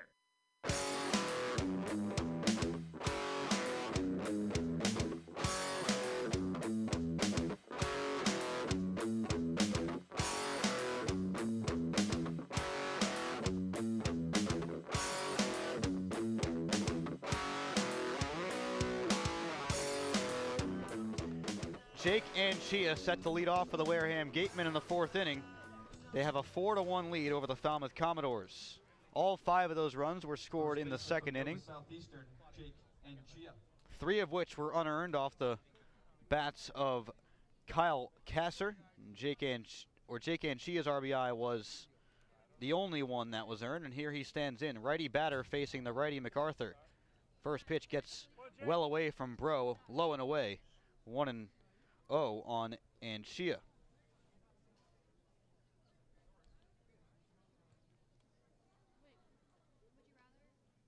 The pitch from the tall righty, grounded to the right side. The second baseman, Clayton Daniel, moves sharply to his left and is able to get the ball over to O'Neill before Anchia races down the line. There's 1 down. Yeah, I like the aggressiveness of Anchia swinging on a 1-0 pitch. I think fastball was what he was expecting. He got it. This time, instead of hitting a deep fly ball to center, he hits just a weak grounder to Daniel. I like the aggressiveness, but I think at this point in the game, you have MacArthur, the pitcher, on his toes. I think you need to work these pitch counts. Willie McIver's a guy who can provide you with some wasted pitches, some foul balls. 1 out. McIver takes a breaking ball at the knees. Good pitch from MacArthur. 0-1. Oh, God. MacArthur and McIver. Gotta hope I don't get these two confused here. I said that last inning. Oh, you did? Yeah. Here's the 0-1. Upstairs, 1-1. I said the battle of the Irish, Scottish, whatever they are. I think McIver has a strong Irish presence. I might be wrong, though. Bruce McIver might be sitting at home shaking his head at me. Here's the 1-1. It's low on a fastball, 2-1. Our producer telling me it's most definitely Scottish. I apologize, Bruce, wherever you're listening from tonight. 2-1 count on the Gatemen leader in at-bats. Also in hits, here's the 2-1. Line drive, hot shot down the left field line, but foul. Just goes underneath the feet of the third base umpire, Robert Dwyer. And that one was close, but McIver trying to snap this cold stretch for him late in the season. Almost did so right there with an extra base hit down the line.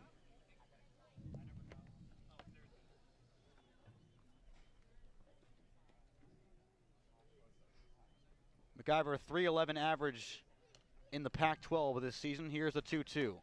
Outside, checks his swing, and they don't even appeal to the first base umpire. They say that he clearly did not go around, and it's 3-2.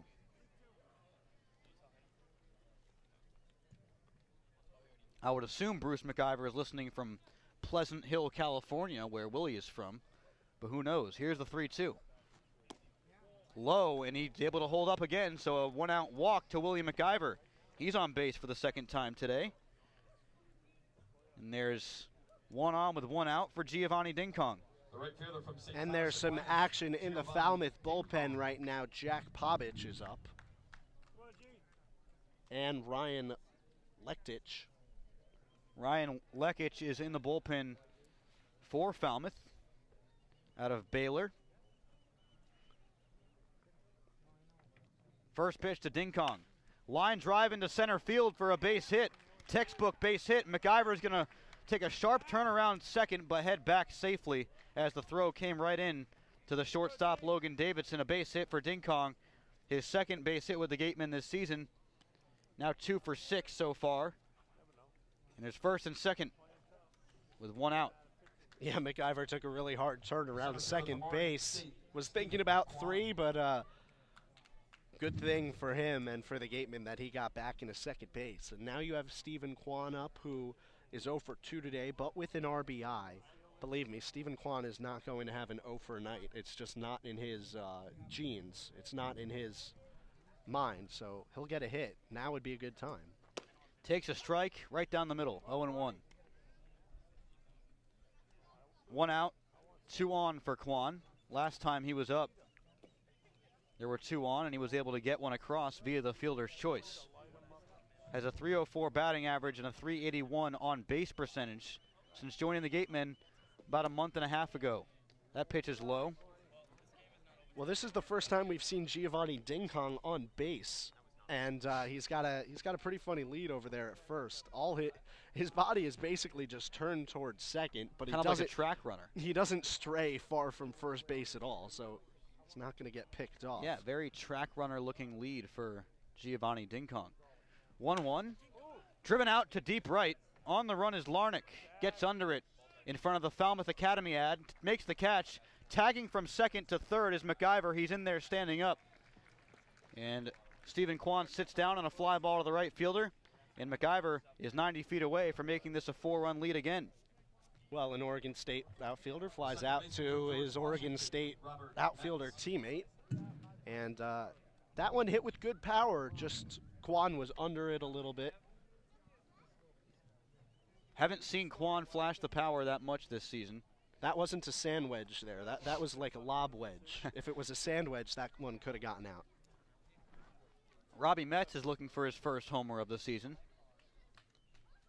First and third, 2 out. Swings the first pitch in the dirt, and it gets in front of Josh Bro. Moving over to second on the play is Dinkong, but they're going to send him back to first. Yeah, that's because that ball went through the legs of Robbie Metz, and I saw that Rudy Fernbach was thinking about that the whole way. I don't think Metz made much of a difference in terms of Dinkong taking second, but Don Snedden is getting Fernbach's case right now, and there's a slight chance Metz accidentally interfered there. It was the way the ball bounced off the chest pad of Bro. It ended up going through Metz's legs. He might have kicked it the tiniest bit on accident, and that takes away a runner in scoring position for the Gatemen. That ends up being pretty big. The runners remain on the corners. 2 out in a 4-1 game in favor of the Gatemen. Robbie Metz in an 0-1 count, crowding the plate from the right side. Here's the pitch. Popped up straight towards us, and that one is going to get out of play, and it hits the bat boy in the Gatemen dugout. He appears to be okay. Oh, I think it got him in the arm a little bit. Yeah. That one ended up not going out of play, which is not what I expected. No, But, that one kind of tailed back in. In the Gateman dugout, essentially. He looks to be all right. He's shaking it off. I think that's Peter over there. Peter's a tough guy. Peter's fine. King of the 50-50 raffle. Wow, back that at ball just Spillane. came straight down and hit him in the arm. It could have hit him in the helmet. It nicked him in the arm. He's fine. Here's the 0-2. MacArthur, big 6'7" frame in the stretch. Line drive into left. On the run is Langworthy, and he reaches up and makes the catch. Metz got all of that one, but to the wrong part of the ballpark, and that retires the side in the 4th inning. Falmouth has a chance in their half of the 4th inning, and they're down by 3, and they're going to start it off with George Yancha and Josh Bro to start off the bottom.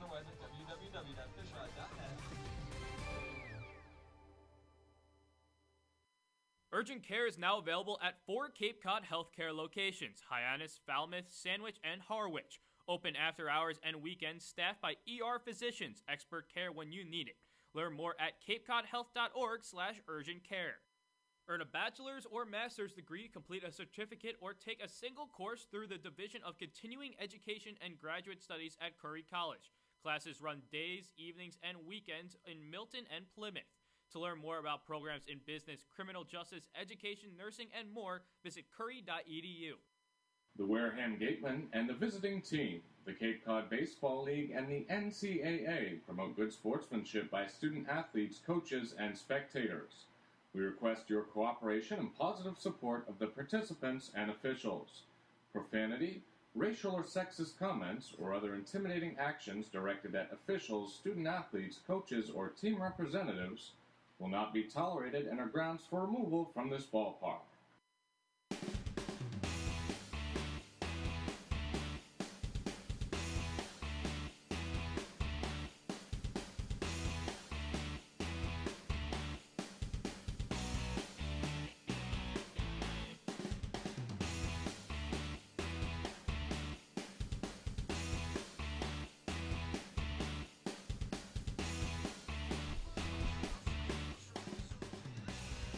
We welcome you back to this broadcast of playoff baseball. Cape Cod League action between the Wareham Gatemen and the Falmouth Commodores. Third baseman from Texas A&M, George Yancha. George Yancha is to lead off for Falmouth in the bottom half of the fourth inning. Aaron Hernandez back out on the mound.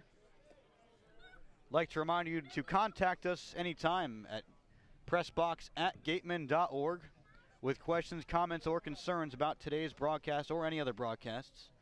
First pitch to Yancha, line drive to the right side, gets underneath the glove of Robbie Metz and into right field for a leadoff base hit here in the fourth inning. There's a reminder that you cannot be on the track area down the left. Yeah, that was a tough play for Metz. A really hard hit ball by Yancha that was to Metz's left.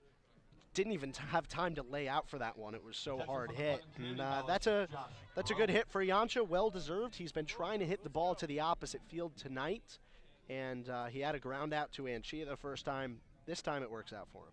Here's Josh Bro. He hit a solo jack to left his first time up. The first pitch bounces in front of home plate. Good job by McIver to stop it.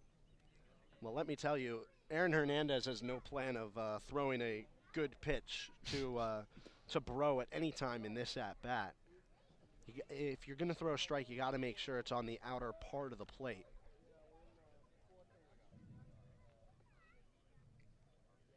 Josh Bro, a 6'1" frame, swings and misses at the 1-0. Yeah, that one on the inside, and Hernandez is lucky that Bro was thinking fastball. Instead, it was the changeup, and Bro expecting somewhere around 92, 93. Swings right through 83, 82 mile an hour changeup. Good pitch, good selection. Keep it rolling here. Josh Bro, a .401 batting average in community college this season, fouls it away towards the crowd on the right field line. And it's a 1-2 count. Hernandez now ahead in the count. Last time he saw Bro, he didn't have a chance to settle in before that ball was underneath the scoreboard and over the fence. Yeah, now you just threw a fastball at the belt in the outer half. I'd look for that location again, but maybe with the curveball that's going to go away from Bro. Here's the 1-2. Outside to Bro, 2-2. Big number 32 in white.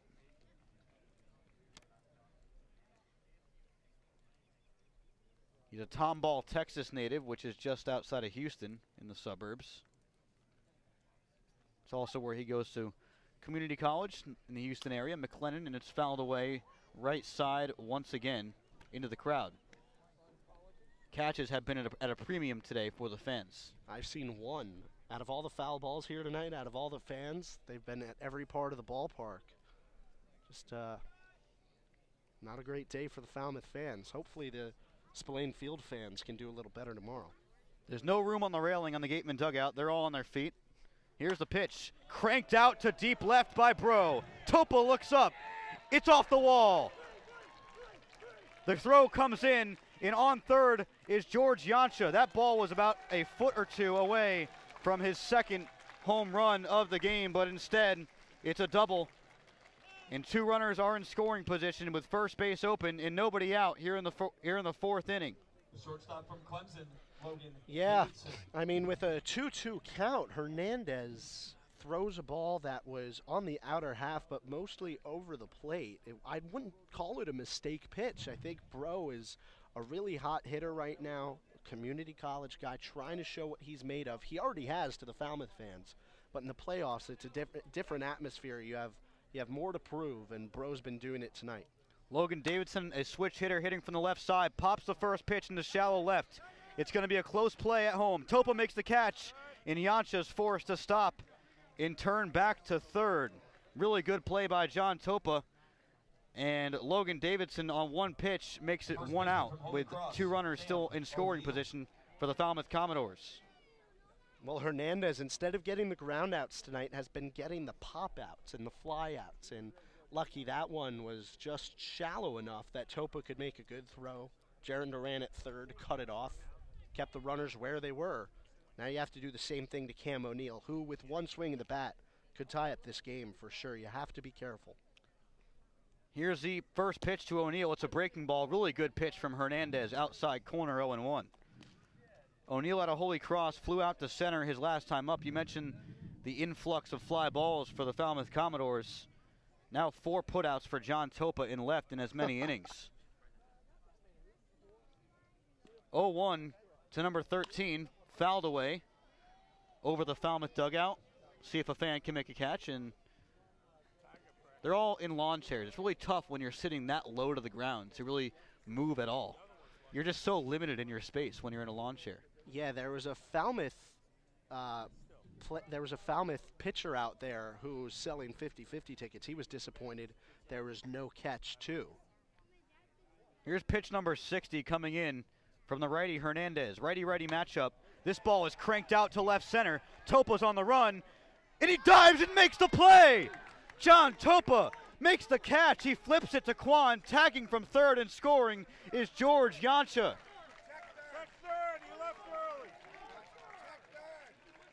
And the fans really want them to, and Topa's out in center field on the ground.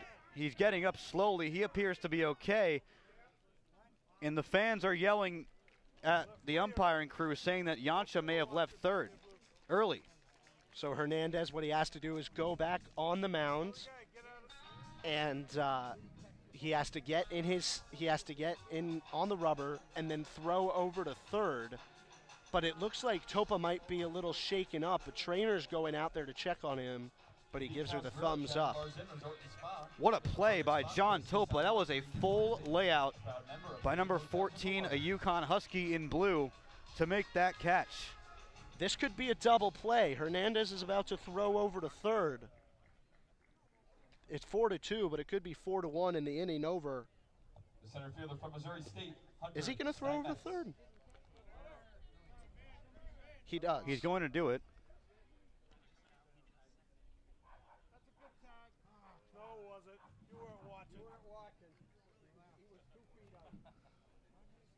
The fans really think on the Wareham side at least, that Yancha left early. Both runners tagged. Yancha to home. It's a 4-2 game. Bro is now on third. But what a play by John Topa to save what would have been another run in an extra base hit for Cam O'Neill. 5th put out for him today. First pitch is outside. McIver makes the grab behind home plate, chucks it back. All that confusion was from a potential double play at third base, but they wipe it off immediately. The umpiring crew does. And that pitch swung on and missed by O'Neill. And it's 1-1.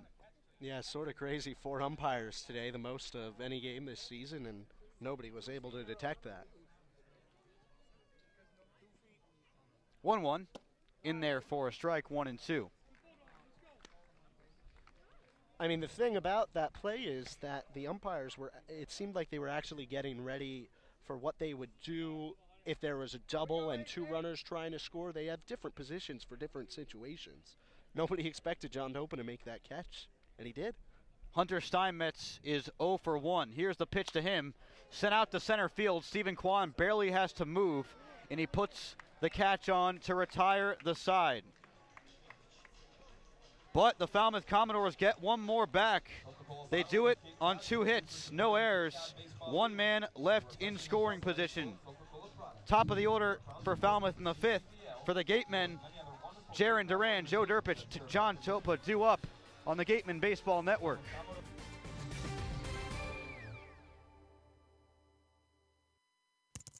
Do you know what that sound is? That's your new digital marketing department. And that'll be your new web designer. And that's Haibu, where these experts are joined by many more, from web designers to search marketing specialists who work hard to get your business noticed online and on mobile. Best of all, Haibu can do it all for you, or give you the tools to do it yourself. To find out more, go to haibu.com. That's HIBU.com. Or call 855-464-HIBU. Oh, that'll be your next new customer. Haibu, made for business. Red Shirt Fridays is a national program created to acknowledge, honor, and support our troops who put themselves in harm's way to defend our freedom.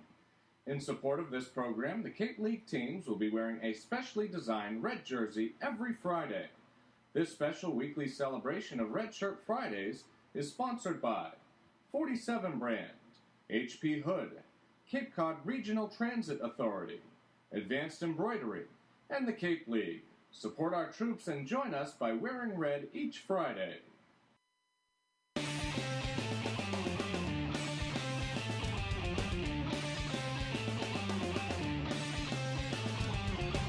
Welcome back out to the Gov. Jacob Toby here with a quick score update around the league. We saw the Whitey Red Sox win it in a walk-off fashion. Carlos Cortez, the 3-run bomb, 8-5 win for the Sox. And in Katuitt, they have called the game due to darkness and is tied up at 3 apiece.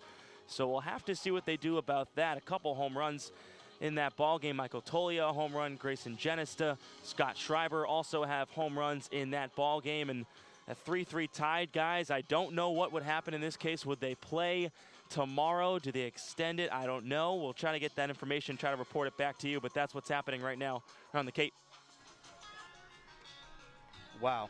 So we could see a doubleheader, like a finishing and then an almost doubleheader, of course. It would be the end of that one game between Bourne and Katuitt, and then game number 2 on the same day. That's probably going to be on maybe Monday because they have to go back to Bourne tomorrow. Oh, today's Saturday. Yes. Yeah, that's what it'd have to be. I think you have to. That's really weird because that makes tomorrow game 1.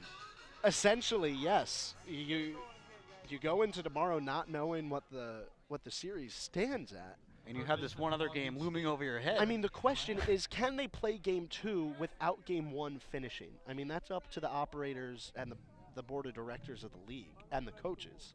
That's a awful situation to be in. Thank goodness. Both Spillane and Gov Fuller have lights. First pitch to Jaron Duran outside corner 0-1. Either way, playoff baseball in full swing. We already have one game that went to extra innings. Unfortunately, we're unable to find out the result of that game until tomorrow. I feel like they could have gone a few more minutes. It's not too dark here. The lights are on. Here's the 0-1. Breaking ball sent out to center field. Right to Hunter Steinmetz, who barely has to move for out number 1. You wonder if there might be more cloud cover over there right now in Katuitt than there is here. That's my guess. Because right now, I mean, this is a nice blue sky. This is it has to be the cloud cover over there. Lekic is a lefty. He deals a breaking ball to Durpich. They check to third. He went. Third base umpire Robert Dwyer pulling the trigger on that call. Durpich is 0 for 2. He's now 3 for 6 in his Gatemen career with a home run. It was a 2-run homer yesterday. Here's the 0-1. Upstairs, 1-1. We'll send it to Jacob Toby really quickly here. After this pitch, here's the 1-1. Fouled away towards the Falmouth dugout, 1-2 on Durpich. Yeah, guys, getting word about the Katuitt-Bourne game. It will be resumed at 2 p.m. tomorrow at Lowell Park. Game 2 is scheduled for 6 p.m. at Doran Park because Game 2 is supposed to be played, obviously, in Bourne. So that's what's happening with that game. 1-2, line drive, base hit for Joe Durpich into right. Big man, number 36, now on first base. And wow, he's provided a nice, steady dose in the middle of this Gatemen lineup over his past 2 games here. We've seen him with a home run, a double, and now this single. It's that's a really good piece of hitting right there, just waiting for that change-up breaking ball to just fall back into the zone in his wheelhouse, and he puts a nice swing on it right over the second baseman, Clayton Daniels' head. Here's the first pitch to Topa, right down the middle, 0-1. Fastball from Lekic out of Baylor. And John Topa still looking for his first career postseason at bat in the Cape League. 0 for 0 with a walk, also reached on an error. Here's the 0-1. Ground ball to the third baseman, Yancha. Flips to the second baseman, Davidson for 1. On to first. Topa beats out the potential 5-4-3 double play around the horn. Yeah, Topa with just a little too much speed, and that ball hit right down the line. Good job by Yancha getting over there, keeping the ball in the infield, getting the lead out. But you still have a speedy runner on first. The Gatemen have not scored since the second inning. You'd like to keep adding runs here instead of hoping that Falmouth doesn't catch up. But in terms of that series, Katuitt and Bourne, You have to play essentially 2 games tomorrow. You have to find 2 results. That's a tough break for those teams. Lekic over a hit per inning allowed back at Baylor. First pitch to Kasser in there for a strike, 0-1. 4.50 earned run average for Lekic.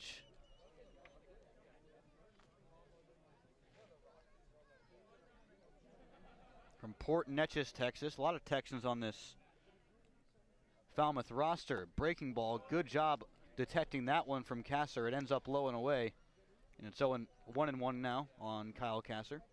It's pretty easy to tell when Lekic is throwing that breaking ball. His glove, he's totally tipping the pitch. He has a really big fan of his glove when that's the breaking ball. 1-1, another breaking ball, this time in there for a strike. Well placed on the outside corner at the knees. And it's still, now it's a 1-2 count on Kasser. It has a lot of action, and it hangs in the air a very long time. He has to be careful he doesn't hang one up, because that ball could go a long, long way. Topa on first base, 2 outs in the inning. Line drive into shallow center. On the run, Steinmetz. He lets it hop in front of him for a base hit. John Topa is forced to stop at second base. The second hit of the inning belongs to Kyle Kasser. 2 on, 2 out for Jake Anchia. Well, since the Gatemen scored 4 runs in the second inning, they've left 3 runners on base, 1 in the third, 2 in the fourth. You have 2 runners on right here. Jake Anchia at the plate. He was 1 for 2 today, a run and an RBI. So he has a chance to get some more RBIs and extend this Gatemen lead. Put a good swing on the baseball right here, and you'd really be doing a nice service to your team.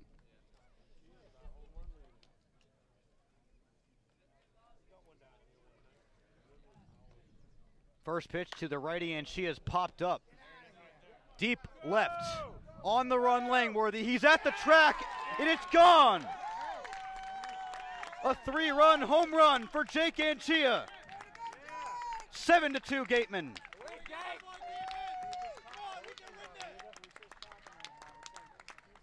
Wow, that was a skyrocket. Way up in the air from Anchia, way out to left. Off the bat, kind of sounded like it was a routine pop-up, and he looked at it like it was. And it just carried over the wall over Langworthy. 3-run homer. What a good swing. I mean, a pop-up at Spillane Field, but a 3-run home run here, and that's the potential that the Gov has. First pitch in there for a strike to Willie McIver, who swings and misses. It's 0-1 on him. Wow. That is a game changer for Jake Anchia. He has 6 on the season now, and none bigger than that. This one blooped into right for a base hit for William McIver. Opposite field keeps the hitting going for the Gatemen here in the 5th inning. 2 outs. Well, I mean, here's the thing about the short walls at the Gov. Jake Anchia just hit a big 3-run home run for the Gatemen, but there's nothing stopping the Commodores from hitting a pop-up-like shot that goes over the fence later in this game. So the wall's helping the Gatemen right now, but you got to make sure that you're not allowing runners on base. I mean, Josh Bro's home run probably went way further than that, but that's only worth 1 run. That one worth 3 because you get the runners on. Giovanni Dingkong has some power, and he fouls the first pitch from Lekic straight back, 0-1.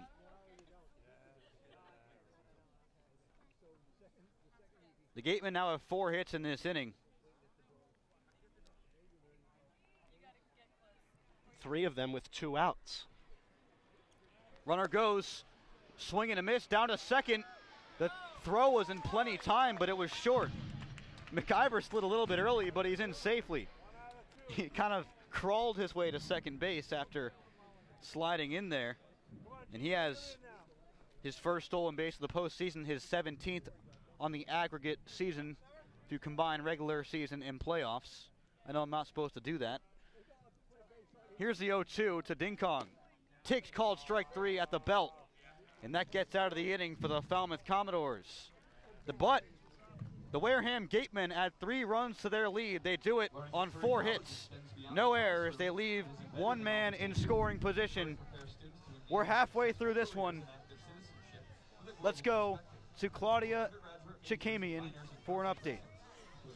Thank you, Sam. Now, we've talked a lot about these new additions to the Gatemen roster since they arrived the other day. They're doing exactly what they were brought here to do. First of all, they're bringing a new mindset to this team. They want to be here, they want to play, they want to make a difference, and they want to win. That's exactly what this Gatemen team needs, especially after that 7-game losing streak early last week. They also need to get that offensive power a little extra boost, especially when the Gatemen had 9 position players. We saw both Giovanni Ding-Kong and Joe Durpich homer at Spillane on Thursday night during the regular season finale. It's hard to hit a ball out of the park there at Spillane Field.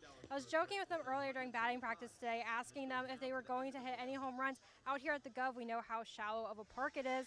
Especially when I talked to Giovanni, he said, no, that's not his goal for today. He really just wants to be able to get on base and get some key at-bats and hit balls up the field. That's exactly what he's done today. He's gone 2 for 3, or he's gone 1 for 2 so far today. He had a walk in the second, or he drew a walk in the second, but was stranded at second base, and he singled in the 4th inning, but again was not able to cross the plate.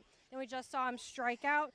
On the other hand, Joe Durpich got on base for the first time today, just in the top of the 5th with a single. So they're doing what the Gatemen need them to do, get on base, get some key at-bats, and keep the line moving. And that's what they were brought here to do. And they're also helping the team want to win. They don't want to come here for just a few games since they came so late in the season. They want to be here for a while. When I talked to them, they said this is their dream coming true, being able to play in the Cape Cod Baseball League, especially in the CCBL playoffs. They never thought they would be here. So they're doing what they need to do. They're having a great time. So let's see if they can get any more key at-bats during the rest of this game. Now I'll send back to you, Sam and Connor. Thank you, Claudia. Always appreciated. Mid-game reports are clutch, for sure. Well, she makes a great point. I mean, it's all about keeping the lineup moving for the guys who have been here in the beginning and the guys who just got here. They all have this common goal to keep playing and to enjoy what they're doing, playing baseball, and they're doing it well right now. Top of the order for the Commodores. In there for a strike to Clayton Daniel, who's 1 for 2 on the day here in the bottom half of the 5th inning, Gatemen on top 7-2. Hernandez still on the mound for his 5th inning of work. This is the 2nd consecutive game where he's worked into the 5th. The pitch comes in on a breaking ball outside to Clayton Daniel. It's a 1-1 count. I wonder how hard it is to recruit pitchers to Falmouth. I wonder if they tell them, hey, by the way, our fences are only 300 feet long. Ground ball back up the middle, chopper to the shortstop.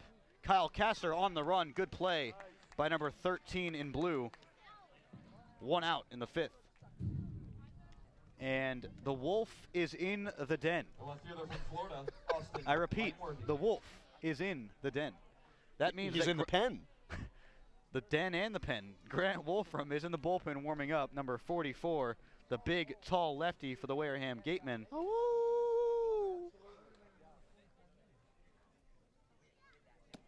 First pitch is a ball to Austin Langworthy. Well, you can't say enough about what Aaron Hernandez has done tonight. We're not sure how far into this ball game he's going to go, but has pitched 4 great innings, only given up 2 runs. Langworthy takes a pitch that bounces on home plate. Stopped by McIver, 2-0. 4 hits throughout this ball game, given up by Hernandez. Ryan Lekic, the reliever for Falmouth, just gave up 4 in the 5th inning alone. So Hernandez really outdueling MacArthur and Lekic now. Pitch number 70 from Aaron Hernandez outside, 3-0. And that 70 mark probably means that this is his last inning. He's down 3-0 here. You don't want to give up a walk to a guy like Langworthy. 3-0 upstairs, and a 4-pitch walk to Austin Langworthy, the left fielder out of Florida. He's on first base with 1 out for Trevor Larnach. Dangerous part of the order. I mean, this whole lineup's dangerous, of course, but the most dangerous part of the order is due up right now. Larnach, Bohm, Yansha, Bro, the next 4. It's hard to make that distinction when you have Steinmetz, Daniel, Langworthy in 9, 1, and 2. It is. And Larnach is 0 for 2 today, but reached first on an error. Well, the next 3 batters all hit .308 or better this season. Oof. Bohm being the most impressive at .351 this year.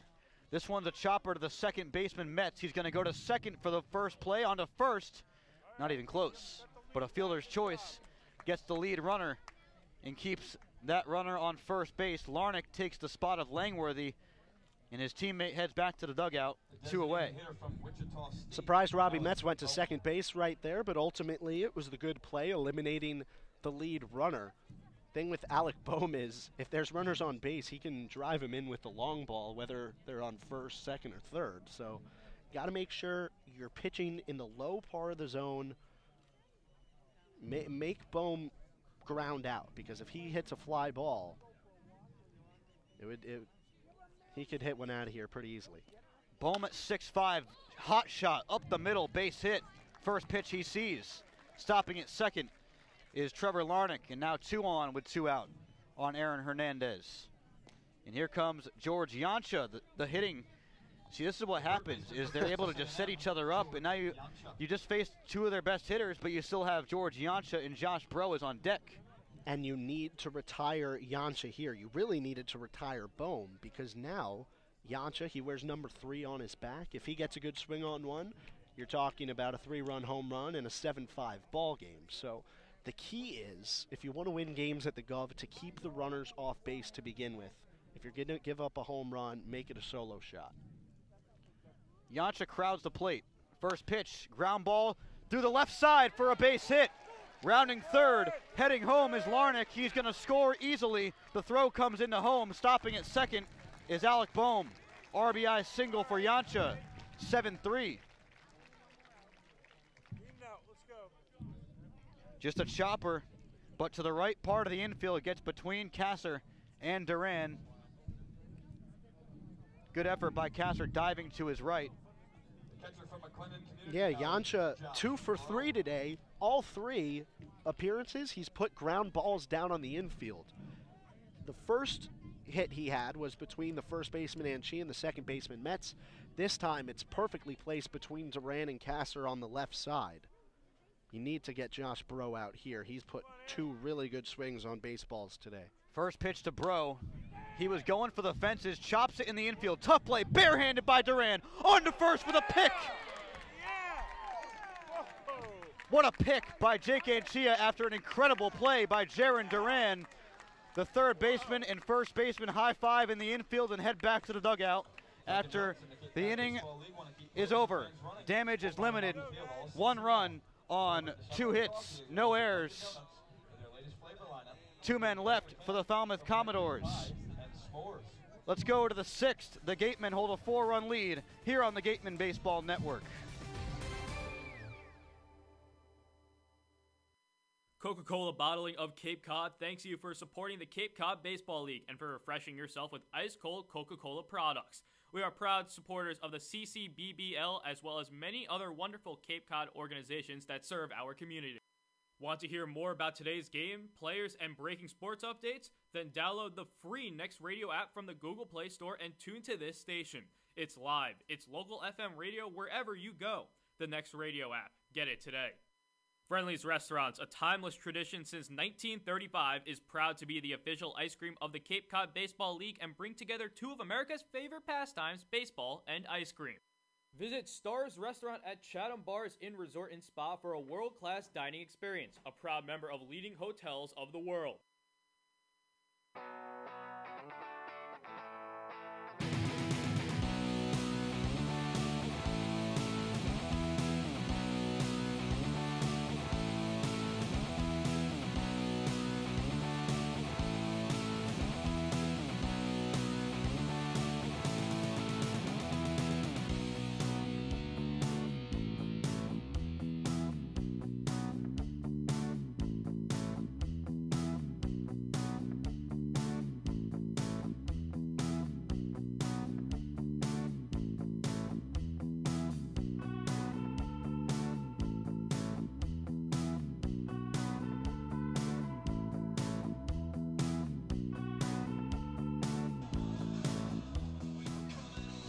Welcome back. The Gatemen have put up 7 in the first 5 innings here at Gov Fuller Field. And that's an impressive number. Through 5 innings especially. I mean, it's important to keep the foot on the pedal, however. Yeah, because Falmouth has scored in 3 of their 5 innings at the plate. once in the second, once in the fourth, once in the fifth. So they're not going away. They're going to continue to score. It's still Lekic on the mound. Ryan Lekic throws a fastball on the outside corner to Stephen Kwan, 0-1. The last time the Gatemen scored 7 or more was in an 8-7 loss to the Brewster Whitecaps on July 27th. This one popped out to left and out of play, foul. However, Brewster was up 8-5 until the bottom half of the ninth in that game, and the Gatemen fell just short on a comeback attempt. The last time the Gatemen had 4 hits in an inning, which they did last inning, was July 18th against the Hyannis Harbor Hawks. Lefty Stephen Kwan takes a pitch upstairs. They scored 4 runs in that inning. They were able to score 3 there against Falmouth in the 5th. That ended up being a 10-1 victory, right? I believe so. Fouled away again by Kwan. On the run is Yansha, and he watches it sail over the Gatemen bullpen before, right after interrupting Grant Wolfram's bullpen session with Ben Johnson over there. 1-2. I don't think Wolfie will mind very much. Very cool, calm, collected guy. Just goes about his own business. I think Yansha is the same way. Lefty in Kwan. 1-2 pitch. Breaking ball, waits on it and fouls it back to the same exact spot. This time Yansha's not going to waste the energy. And the count remains 1-2 on number 51. Yeah, usually you're not that late on a breaking pitch that's that slow, but Kwan had to decide to pull the trigger at the last second. 1-2, popped out to center field. On the run is the left fielder Langworthy, gets under it. Out number 1 to Stephen Kwan. Yeah, 0 for 4 today, so sort of surprising, but that, 4 at-bats through 6 innings, that's really proven how the Gatemen have gotten through this order. Everybody getting on base and providing their teammates with opportunities. Sort of surprising, one of the only guys that hasn't been on base today comes up to the plate right now in Metz. Yeah, 2 days ago against Bourne, last game of the season, first pitch to Metz is in the dirt. I mean, everyone got 4 at-bats total in the game. Quite a different story here in Falmouth. Yeah, Metz is actually the only player who hasn't been on base tonight.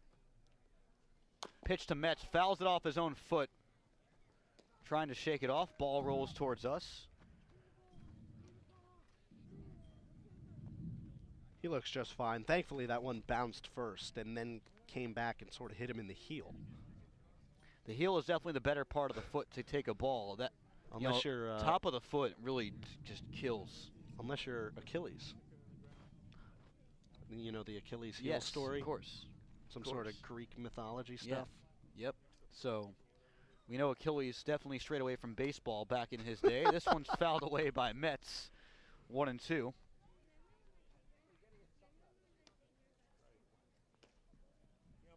So we're pretty certain Wolfram's going to come in for the Gatemen in the bottom half of this inning. Right now, Israel Fuentes up in the bullpen for Falmouth.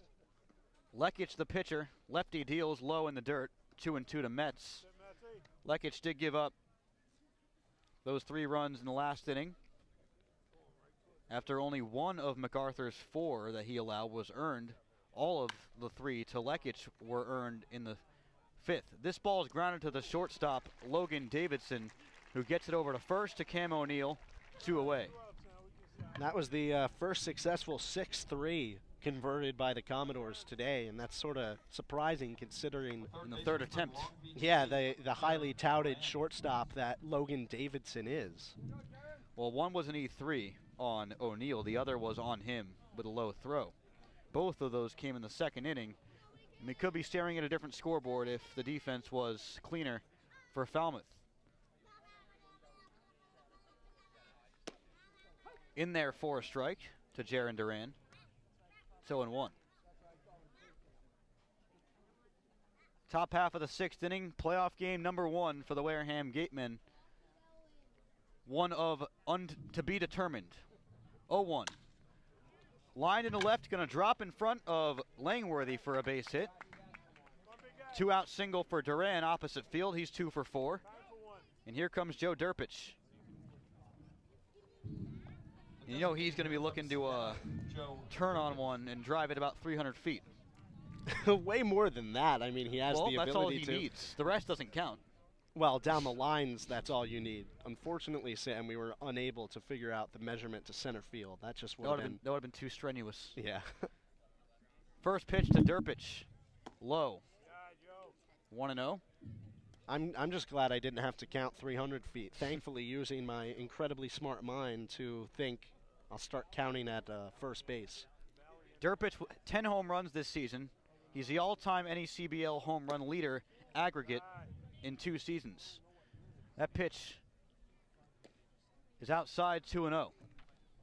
They love him, and they're in Danbury. Where's Danbury? Danbury is on the New York border. Oh, really? Near, I want to try to think of what town, near Pauling, New York. Here's the 2-0. Grounded foul. I don't even know what Pauling, New York is. Oh, you don't know what Pauling is? Is that near like Schenectady and Albany and Troy? Too far north. You're looking too far north. Oh, so it's like in the southwest corner of Massachusetts. It's about 30 to 40 minutes north of White Plains. Oh, okay. It's pretty much in the New York suburbs. 2-1 coming up to Derpich, who is from the Westchester County area in New York. Big swing at a pitch that was on the outside corner, and it's 2-2 to Derpich. So going to Siena is not far from Danbury at all. I don't know where Siena is. Siena is in like the Albany region. Okay. So no, not at all. 2-2 coming up to the big lefty, DH Joe Derpich. Runner goes. Drives this one to deep right. Looking up is Larnick. This one is gone. Joe Derpich strikes again. A 2-run shot, and it's 9-3 Gatemen.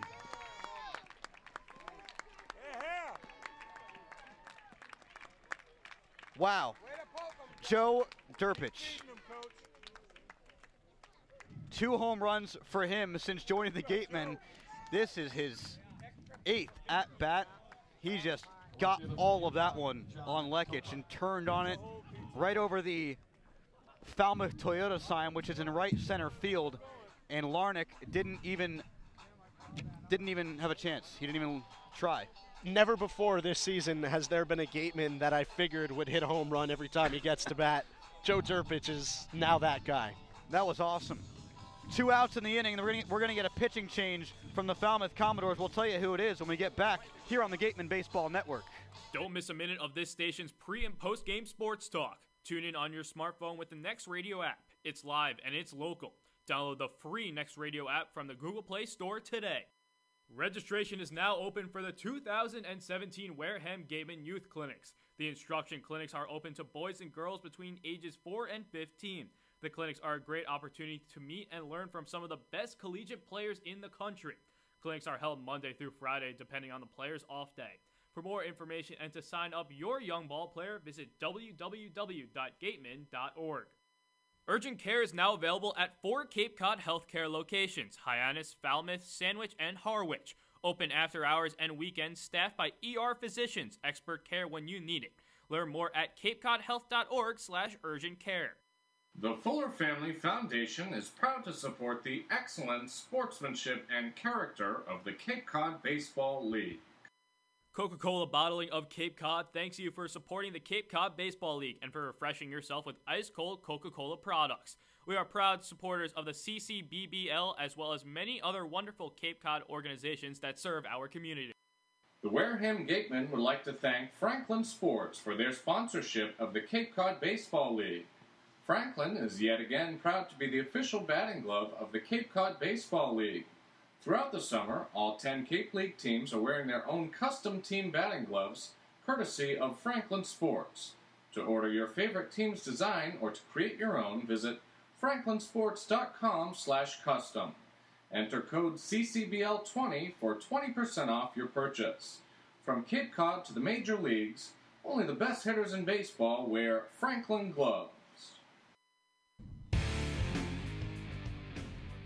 Welcome back. 9-3 Gatemen here on the Gatemen Baseball Network. John Topa steps in, the righty, to face a new pitcher for the Falmouth Commodores. It's Israel Fuentes. And he might only have to throw 1 pitch in this inning because the first one is grounded to Logan Davidson over to O'Neill. A 1-pitch inning to retire the side for Israel Fuentes to come in. More updates. Jacob Toby. Let's hear it. Thanks, buddy. Sam Corman having a good game so far. The Brewster Whitecaps Whitey Red Sox game was a thriller, an 8-5 walk-off win for the Sox. 3-run shot from Carlos Cortez. Go Gamecocks. Brewster scored 3 in the 5th to take the lead. Whitey 5 runs in the 9th.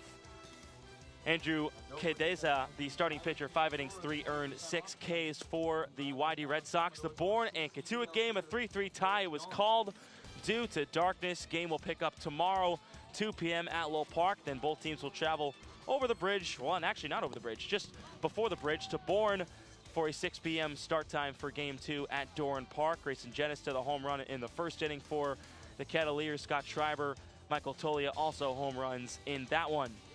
4-2 lead for the Orleans Firebirds. Bottom of the 3rd.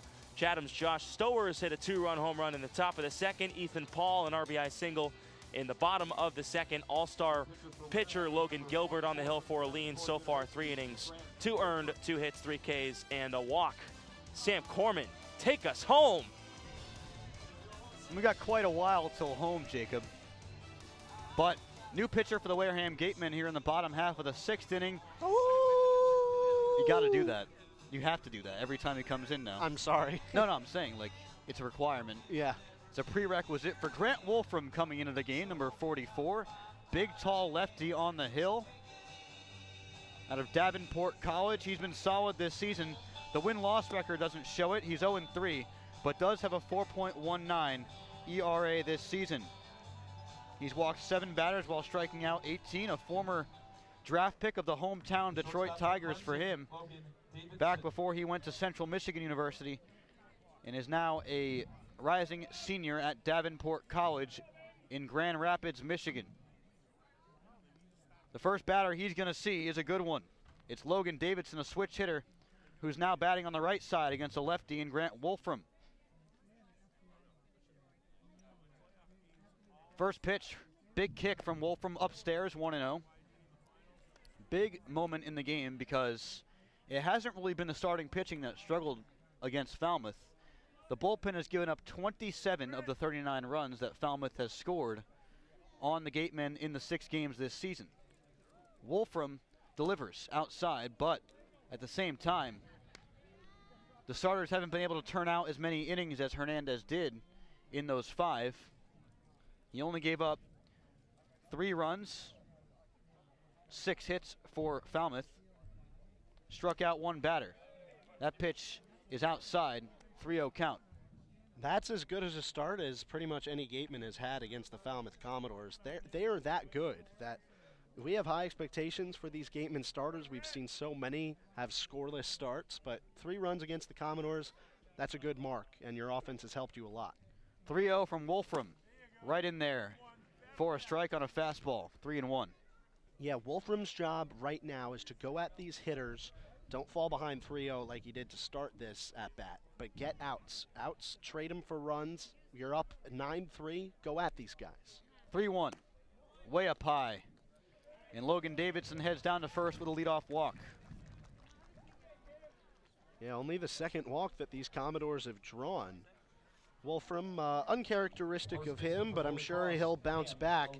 Facing the bottom part of this order, but it's still a really impressive bottom 3rd. Davidson, O'Neill, Steinmetz, Daniel on deck, or Daniel in the hole, rather. It's only the 8th walk on the season for Grant Wolfram. This is his 11th appearance, and now he's facing Cam O'Neill. First pitch to him is low, scooped up by MacGyver, 1-0.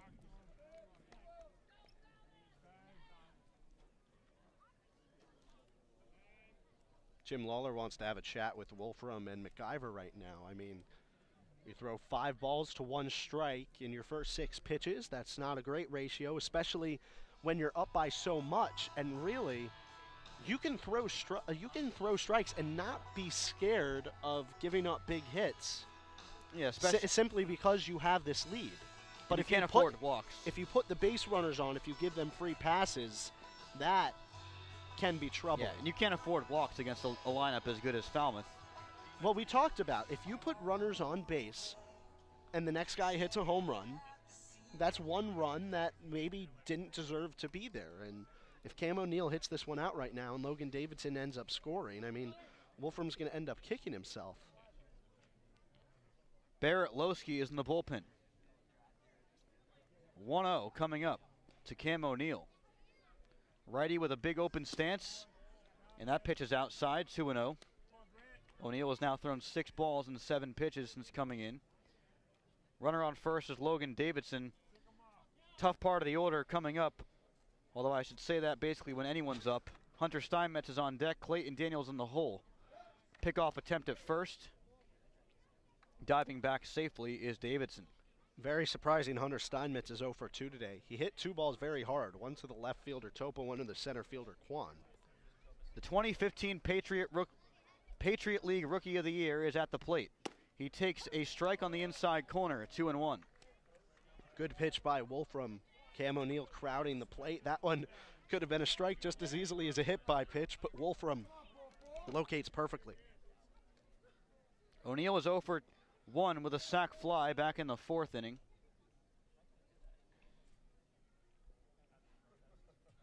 Waves his bat over his helmet. Here's the 2-1. Line drive over the glove of the shortstop Kyle Kasser, and it's going to roll into the gap in left center. Rounding second, heading for third, and into second with a sliding double is Cam O'Neill. Logan Davidson's on third. Second and third, nobody out for the Falmouth Commodores here in the 6th inning. And this is when Wolfram needs to bear down and get the outs. I mean, Steinmetz is a really prolific hitter. You want to be careful with him, but at the same time, got to make sure that you're getting ground balls or pop-ups or whatever Wolfram wants. I mean, this is a Falmouth lineup that doesn't strike out a ton. Wolfram not necessarily a strikeout guy. Second time that Falmouth has had second and third with nobody out today, and now it looks like an errant bullpen ball flies out into the right field, and Ben Johnston is forced to go retrieve it. Now on the roster, Ben Johnston, the 3rd catcher in the Gatemen roster. Here's the first pitch to Steinmetz, fouled straight back over our heads. 4th catcher, I guess, if you include Blake Sable. He's just played so many games at first base and so little games as catcher that I felt that I would count him as a first baseman. Johnston out of Rollins College, taking some bullpen tosses from, looks like Riley Gates is up and warm. Here's the 0-1. Opposite field, pop up to John Topa, moving to his left, makes the catch, tagging from third is Davidson. The throw's cut off. Davidson slides in. It's a 9-4 game on a sac fly from Hunter Steinmetz. His 3rd fly ball out of the game in his first career CCBL playoff RBI. Drives in Davidson. O'Neill is forced to hold on at second. Well, that's probably what Steinmetz wanted, an RBI, and that's exactly what Grant Wolfram wanted, an out. And it's his first recorded in these playoffs, in this game. At this point, that's what you can do. You can trade outs for runs. That is fine. Just keep the outs coming. Wow, remember back to the 1st inning, Sam, where Clayton Daniel was on with a single, was on third base, almost scored, but gunned down by the 3rd baseman, Jaron Duran. That dictated a lot of momentum. First pitch to the the righty, Clayton Daniel. Outside, 1-0 from Wolfram. Now, we've had our Jacob Toby sing the national anthem many times this season. Today, in Orleans at Eldridge Park, Jax Groshans sang the national anthem in front of the big crowd at Eldridge Park.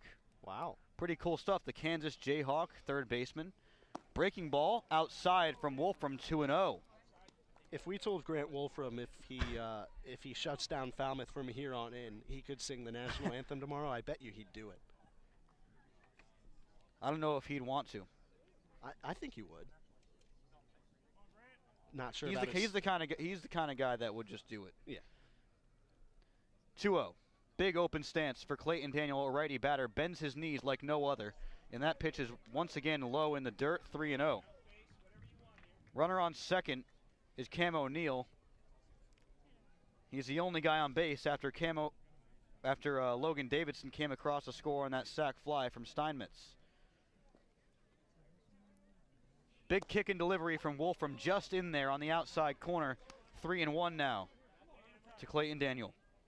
Yeah, this is Wolfram's having a little trouble with his control, and against Steinmetz and Clayton Daniel and then Langworthy, who are not tall guys, it's really going to test his ability to put the pitches where he wants them. Daniel, a former member of the Clarinda A's of the Mink League. This one's chopped to the third baseman, Duran. He checks back the runner, Cam O'Neill, at second, and the throw goes over to Anchia in time for out number 2. 2 down, big out there from Grant Wolfram. And the runner, O'Neill, is still in scoring position at second base. Langworthy now up. Jake Anchia, that throw was a bit off target from Duran. It came in on the foul side of first base, and Anchia had to switch feet and reach into foul territory to make that grab. Good play over there at first. He's been great over there tonight. Here's Langworthy. First pitch is a breaking ball, hangs up at the letters, and it's 1-0.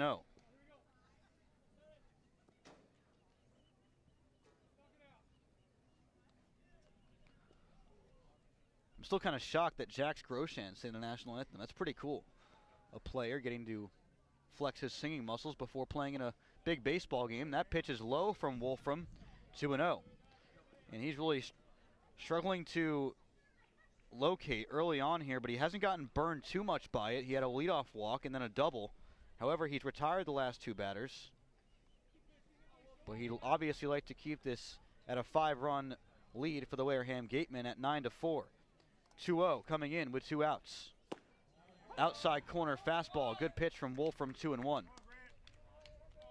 Yeah, for as much as Wolfram's struggled in this inning, Falmouth has really not found a way to take advantage of that. Wolfram averaged 5.5 innings per outing back at Davenport. That's pretty interesting. The change of which the style of pitching that he's seen here on the Cape. He's been a bullpen guy, 1 or 2 innings, fouled away over the bleacher, past the Gatemen dugout and into the woods. No one's finding that baseball, and it's 2-2. Well, I'll tell you what, pitching in different situations, that's what a lot of these guys are doing this summer. Griffin Roberts, he was a starter for the Gatemen all the time, mostly out of the bullpen for Wake Forest. It only makes you better. You're able to handle more situations. 13-2 with a 3.28 ERA was Wolfram. Here's a 2-2. Just getting a piece is Langworthy. A breaking ball was kind of walking away from his bat, but he was just able to reach out and snag a piece of it. Count remains 2-2. Now McIver out to the mound to talk to Wolfram. Hard to believe this is Wolfram's first 2-strike count of this inning. Definitely hard to believe, considering this is at batter number 5. Led off with a walk to Davidson. O'Neill doubled to bring Davidson to third, and Steinmetz sac flied the Clemson Tiger in from third base. Clayton Daniel just grounded out. 2 outs in the bottom half of the 6th. Here's the pitch from Wolfram. Line drive. Diving play by Metz. Can't get it cleanly. It goes off his glove. Coming around to score from second is Cam O'Neill. It's an RBI single from Austin Langworthy. Commodores trail this one by a score of 9-5 now. Well, that's just frankly unlucky for Grant Wolfram.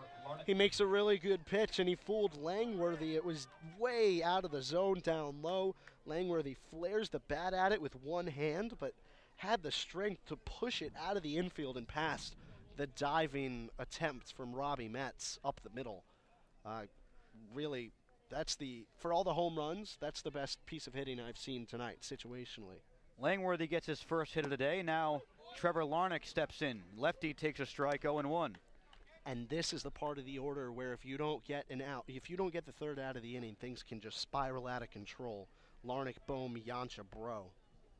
Those are the only 4 batters who have yet to make a plate appearance here in the 6th. That pitch gets away from McIver. It bounced about 5 feet short of him. And Langworthy advances to second. 1-1 now. Yeah, that pitch skipped away in the dirt, but now you finally have a tall target to pitch to in Larnick. You just have to buckle down now and locate, make the good pitches. It only takes one good pitch and a bad swing from Larnick to get out of this inning. 1-1 coming into the big lefty, Trevor Larnick. Low at the feet, and it's a 2-1 count on a teammate of Stephen Kwan's back at school. I'm a little bit surprised Adley Rutschman isn't in the lineup today, considering the potential he has, but Josh Bro has been playing so well recently, and it's always good to have some power in the lineup at a field like Gov Fuller. Here's a 2-1.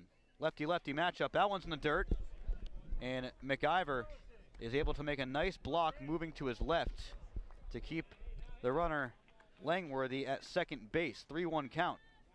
Alec Boehm is on deck. Larnick 0 for 3 today. You're up by 4 runs. The count's 3-1. Do not walk him here. Throw him a pitch he can hit and hope that he tops it or rolls over it. The pitch, fastball nicely planted on the outside corner. Full count. And right at the knees, which is where Larnick isn't successful. He can drive balls when they're up in the zone. But when you stand 6'4", and your bat, I'd say he's probably swinging a 36-inch bat. It's hard to get those balls down there. You mentioned Trevor Larnick finished the season with 6 multi-hit games in his last 9. Payoff pitch with 2 out. Runner on second. Swing and a miss. Grant Wolfram, big strikeout. And the inning's over in the bottom half of the 6th. 1 run on 2 hits for the Falmouth Commodores. They leave 1 man in scoring position. Let's go to the 7th. The Gatemen hold a 9-5 lead in the playoffs here on the Gatemen Baseball Network.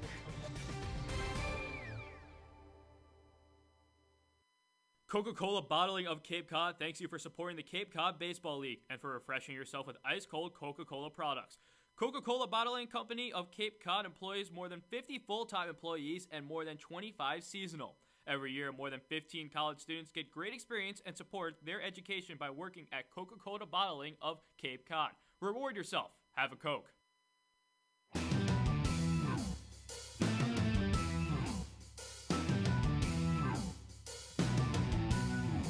Welcome back to the Gatemen Baseball Network. I'm Claudia Chicamia with a quick game break. So it's a 9-5 game right now here in Falmouth. Coming into this game, we shouldn't have been surprised by the amount of runs being scored with these two teams. Throughout the season, there's a lot of runs have been scored and a lot of hits have been hit. Against these two teams, Falmouth has scored 39 runs, while the Gatemen have scored 22 during the summer. Falmouth also is averaging about 5-point runs per game. So we knew coming into this that the offense would be on fire and a lot of action would be happening throughout the game.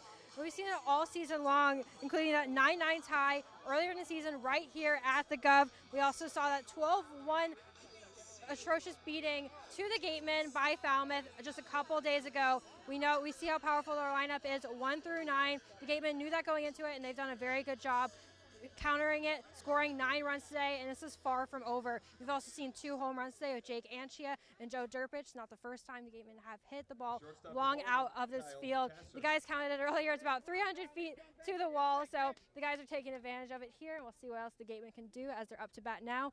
Now it's back to you, Sam. The long ball certainly has to be a part of your plan if you plan to win games here at Gov Fuller Field, and it has been a part of the plan for the Gatemen. This one grounded softly from Kyle Kasser back to the pitcher, Israel Fuentes, who fires over to the first baseman O'Neill for out number 1. 1 pitch, 1 out for Fuentes, who got out of that 6th inning in 1 pitch, so 2 pitches, 2 outs for the Faulkner University Eagles. Well, I mean, you talked about the Gatemen relying on the long ball a bit today, and then Kyle Kasser just hits a dribbler back to the pitcher. Fuentes does a good job fielding it and throwing over there. Kasser, 2 for 4 now, and Jake Anchia, 2 for 3 today. He's been great. Anchia takes a strike on the outside corner from Fuentes. He is 2 for 3 with 2 extra base hits. 4 RBIs on the way for Anchia as well. This one, a nice pitch from Fuentes. Anchia out in front, and it's 0-2 quickly. And at a score of 9-5, Anchia's 4 RBIs have been the difference in this game. You mentioned, the Gatemen not being able to win high-scoring games.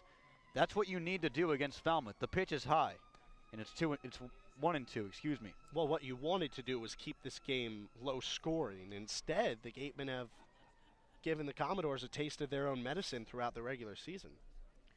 Pitch to Anchia outside, just missing, 2-2.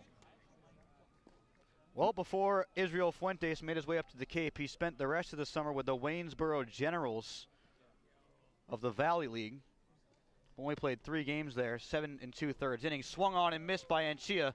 It's in the dirt, and he's tagged out before he can head on down to first. So Anchia strikes out swinging. That is just the second Gateman batter who struck out today.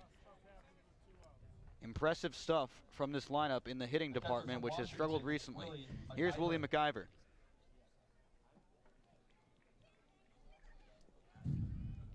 Willie's had a really solid day, has not been retired yet. Is 1 for 2, but he reached on an error and eventually came around and scored. There's also stolen base. The first pitch to McIver on the outside corner for a strike, 0-1. McIver, unsurprisingly, the stolen base leader for this team, not only in the regular season, but now in the playoffs. He drives this one opposite field to deep right. Moving back is Larnick, and he reaches up and makes the catch. Close call there for McIver. Just missed the good wood to get it over the right field fence. It's time for the 7th inning stretch, which is brought to you by Eastern Propane and Oil. Proud to sponsor the Gatemen with locations on and off the Cape. Here on the Gatemen Baseball Network, playoff baseball. Right now, the Gatemen lead it 9-5 over the Falmouth Commodores. The Wareham Gatemen and the visiting team, the Cape Cod Baseball League, and the NCAA promote good sportsmanship by student athletes, coaches, and spectators. We request your cooperation and positive support of the participants and officials. Profanity, racial or sexist comments, or other intimidating actions directed at officials, student athletes, coaches, or team representatives will not be tolerated and are grounds for removal from this ballpark. Want to hear more about today's game, players, and breaking sports updates? Then download the free Next Radio app from the Google Play Store and tune to this station. It's live. It's local FM radio wherever you go. The Next Radio app. Get it today. Visit Stars Restaurant at Chatham Bars Inn Resort and Spa for a world-class dining experience. A proud member of leading hotels of the world.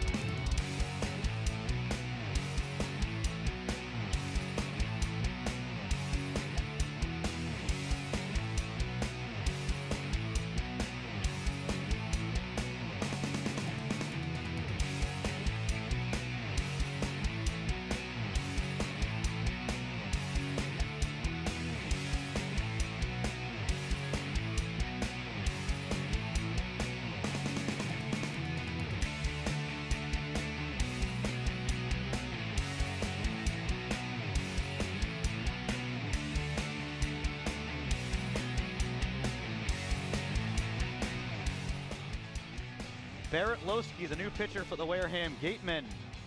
In the bottom half of the 7th inning, a quick 1-2-3 inning for Israel Fuentes in the top half. After Grant Wolfram struggled in the bottom half of the 6th, Lowski's got to clean it up and try to keep this Falmouth team as distant as possible heading into the late innings because they can strike at any time. And the heart of the order is up. Alec Bohm, George Yancha, Josh Bro due up. Every out means so much at this point in the game. You know Falmouth has the ability to score with every swing, so every out is just as valuable. The Gatemen pitchers have 9 of them left to get with a 4-run lead. Falmouth has also scored in the 4th, 5th, and 6th. Swing and a miss by Bohm. It looked like he was trying to knock that one over whatever road that is behind left field, but it's 0-1 instead. Lowski has struggled so far since joining the Gatemen in 4 appearances. The team is 1-3 when he's on the hill at some point. Here's the 0-1. Nice pitch, outside corner at the knees to Bohm. That's where you got to place it, low and away to a big, tall guy like him, and it's 0-2. Yeah, you're up 0-2, but you're far from out of this at-bat. Lowski needs to make a good strike 3 pitch or get a ground ball. Here comes the 0-2. Fouled away by Bohm and way out of play. Count remains at 0-2. In the basketball court over here at plenty of activities. Yeah. Here at Falmouth, the Falmouth Clippers. Is this Falmouth High School? I think this is the elementary school. Oh, okay. The high school is actually pretty far away. Oh. But this is where the baseball team plays. 0-2. Outside. Bohm just holds off. Big Falmouth road race advertisement below the scoreboard out here at Go Fuller Field. Of course, one of the most notable events of the summer here on the Cape. The traffic going into Falmouth is bad on the weekends, but it's ridiculous when the Falmouth road race is occurring. That pitch is way upstairs. It hits the mask of Rudy Firmback, the umpire behind home plate. McIver's making sure he's okay. He looks like he's a little bit shaken up. And here comes Pat Sparky Burns, from first base to cheer him up. Oh, man, this might not be good at all. I'm not sure that hit him in the mask. It might have hit him on the top of the head. It might have hit him, yeah, right in the top of the head. I mean, the umpire masks are really great, but they do have their weak spots. And in below the neck is one of them. On top is one of them. I'm not sure how that ball even got over there. Lowski's got a 2-2 count coming. Looks like Falmouth's trainer's going to check for maybe a concussion test.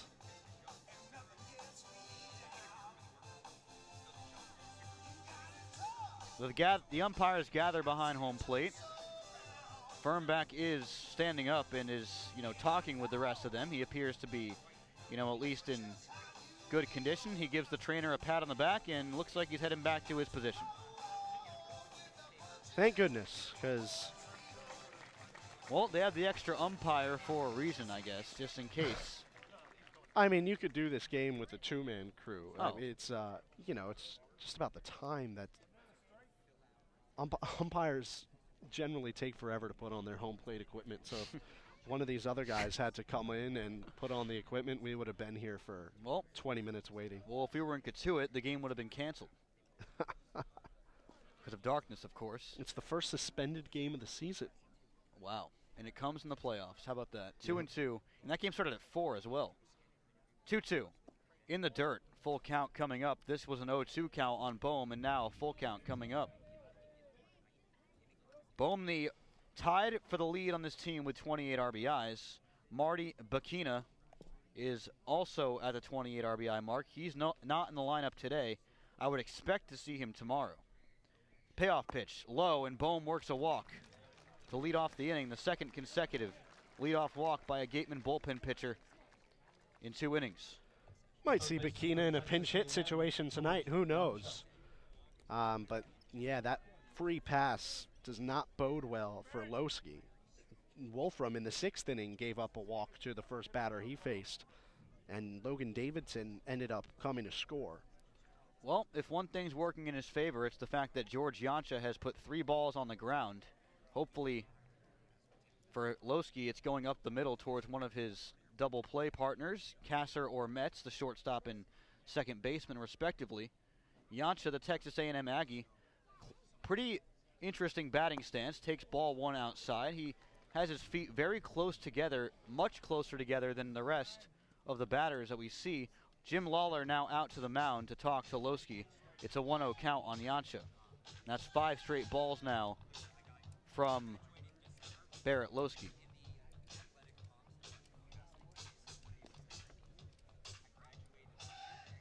McIver and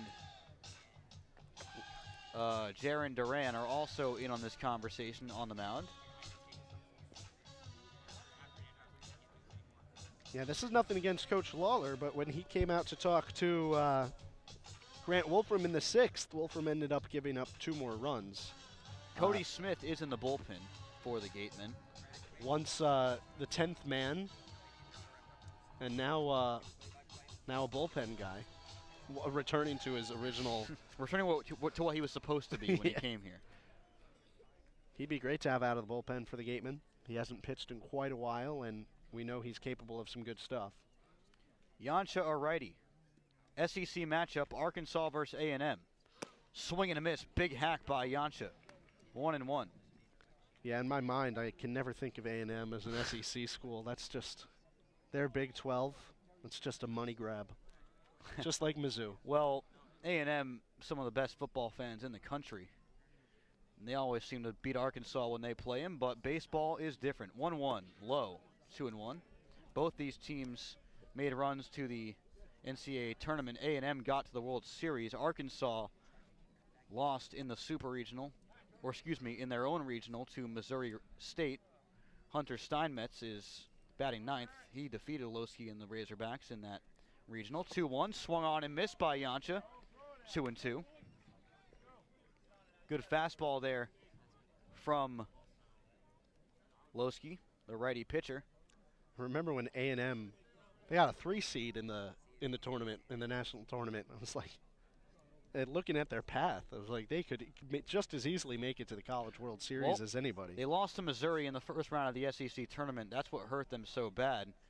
Yansha, an agricultural leadership and development major, pops this one to the second baseman, Metz. He's under it and makes the catch, out number 1. Yansha's 2 for 4. And Losky and the bullpen have 8 more outs to get. From McLennan Community College, Josh. But you got to go, one of those guys you got to go through now is Josh Bro. And with the runner on base, he could cut this Gateman lead in half with 1 swing. We know what he's capable of. Just got to keep the pitches low to him. If you hang anything, not even at the belt, if it's at his thigh level, he'll hit it out of here. So you got to be careful. Go right at the knees. First pitch to Josh Bro, line drive back up the middle for a base hit. It could have been a lot worse. And Josh Bro stands on first with a single. Stopping at second is Bohm. And the combined height of these two guys on base is about 12 feet tall, or probably taller, about 13 feet tall.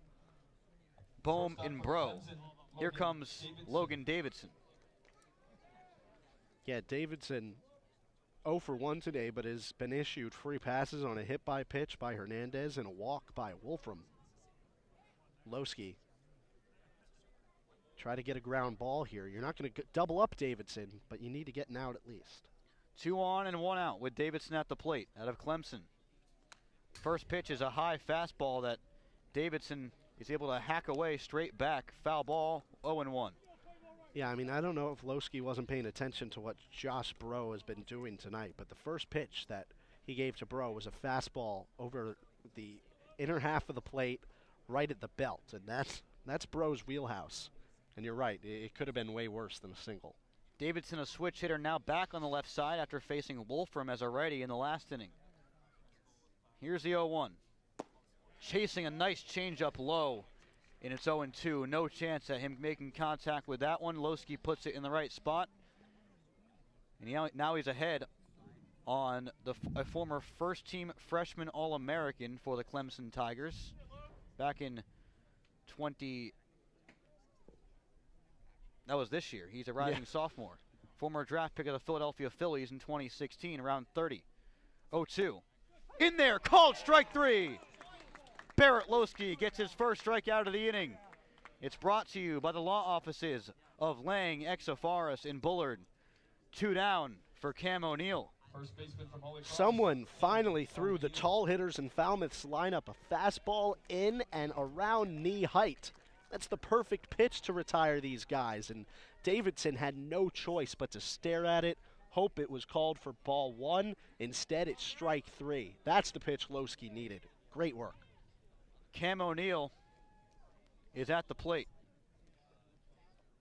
First pitch to him, inside corner strike. Good pitch by Losky, 0-1. O'Neill doubled in the 6th.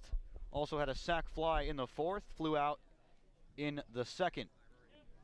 The Holy Cross Crusader, used to wearing purple, now he's wearing maroon here in Falmouth.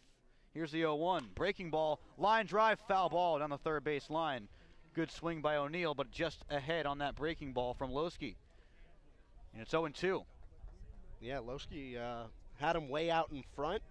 He didn't show that breaking ball at all to Davidson when O'Neill was in the batter's box. So he hadn't had an opportunity to see that pitch real well.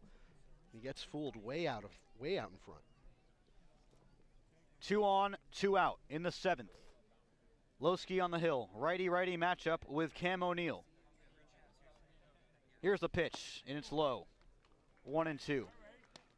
Loski smartly trying to go to the same spot that he struck out Davidson swinging on. That was the end of an 8 straight strike streak. Wow, I didn't know that was going to come out like that. 8 straight strike streak for Barrett Loski. So now it's a 1-2 count for number 55. Pitch just outside. 2-2. The Gatemen fans behind us wanted that one, but home plate umpire Rudy Firmback has done a really nice job. It was outside, and his strike zone has been consistent today. Very tight in there.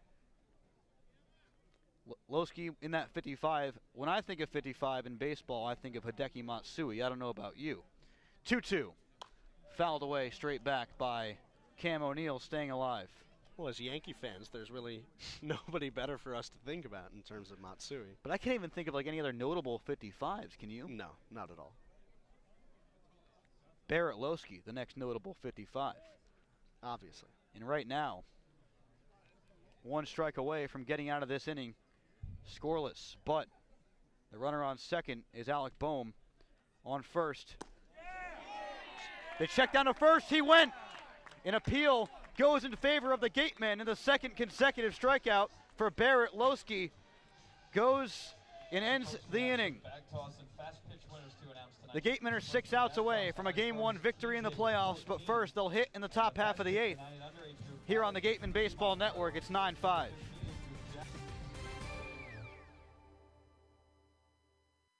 Earn a bachelor's or master's degree, complete a certificate, or take a single course through the Division of Continuing Education and Graduate Studies at Curry College. Classes run days, evenings, and weekends in Milton and Plymouth. To learn more about programs in business, criminal justice, education, nursing, and more, visit curry.edu. The Wareham Gatemen would like to thank Franklin Sports for their sponsorship of the Cape Cod Baseball League. Franklin is yet again proud to be the official batting glove of the Cape Cod Baseball League. Throughout the summer, all 10 Cape League teams are wearing their own custom team batting gloves, courtesy of Franklin Sports. To order your favorite team's design or to create your own, visit franklinsports.com/custom. Enter code CCBL20 for 20% off your purchase. From Cape Cod to the major leagues, only the best hitters in baseball wear Franklin gloves.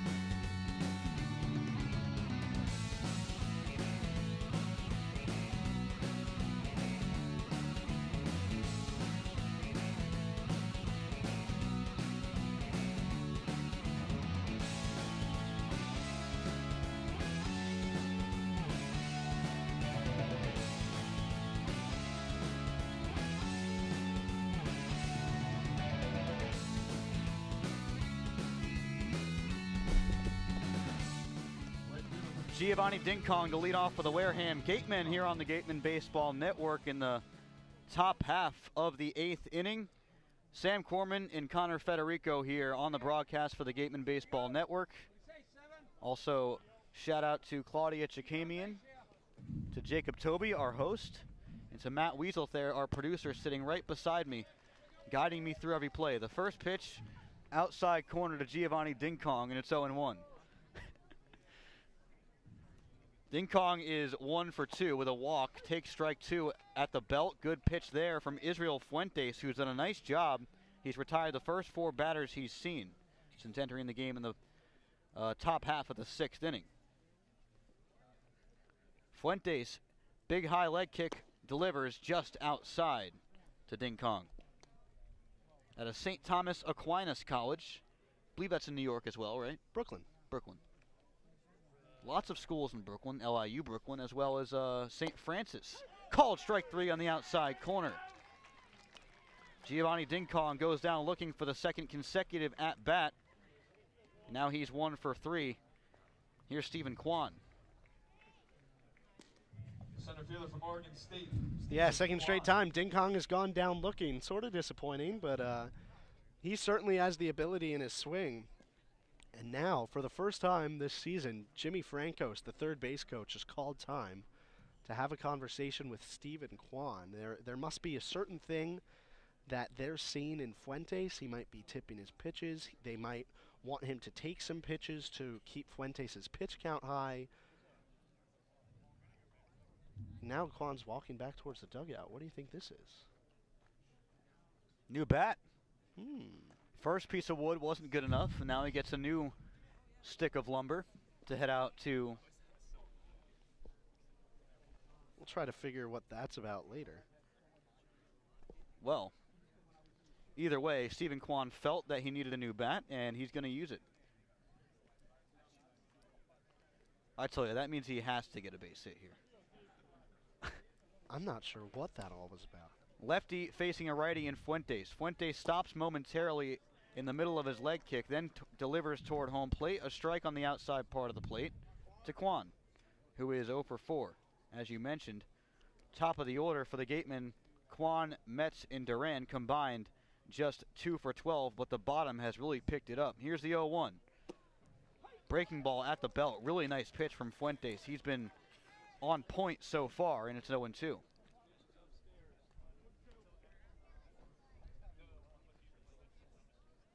Kwan has 13 runs batted in this season, added a 14th to that total today with an RBI fielder's choice.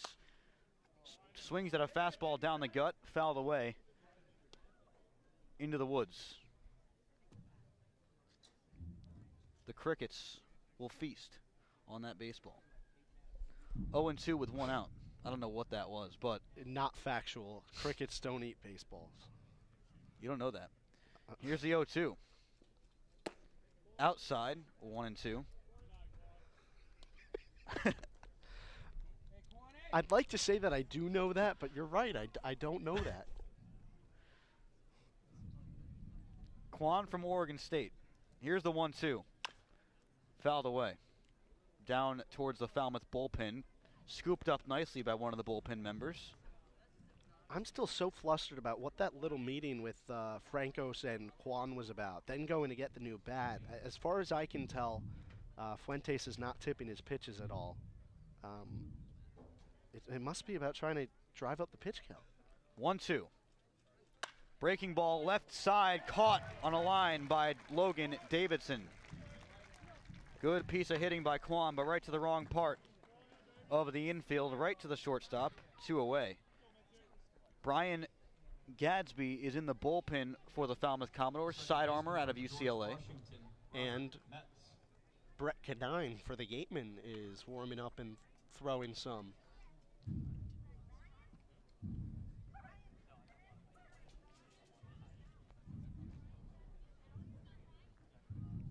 Here's Robbie Metz. He's 0 for 4.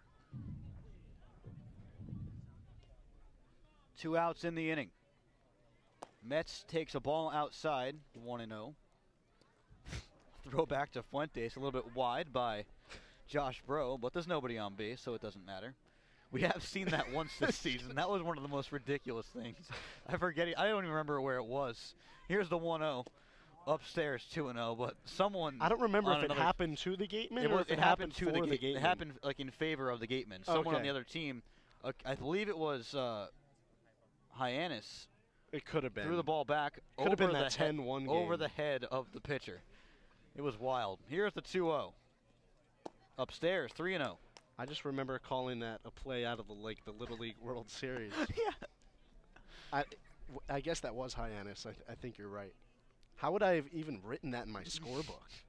Can't go back and find it. Metz is ahead 3-0. That pitch finds the outside corner, 3-1 from Fuentes.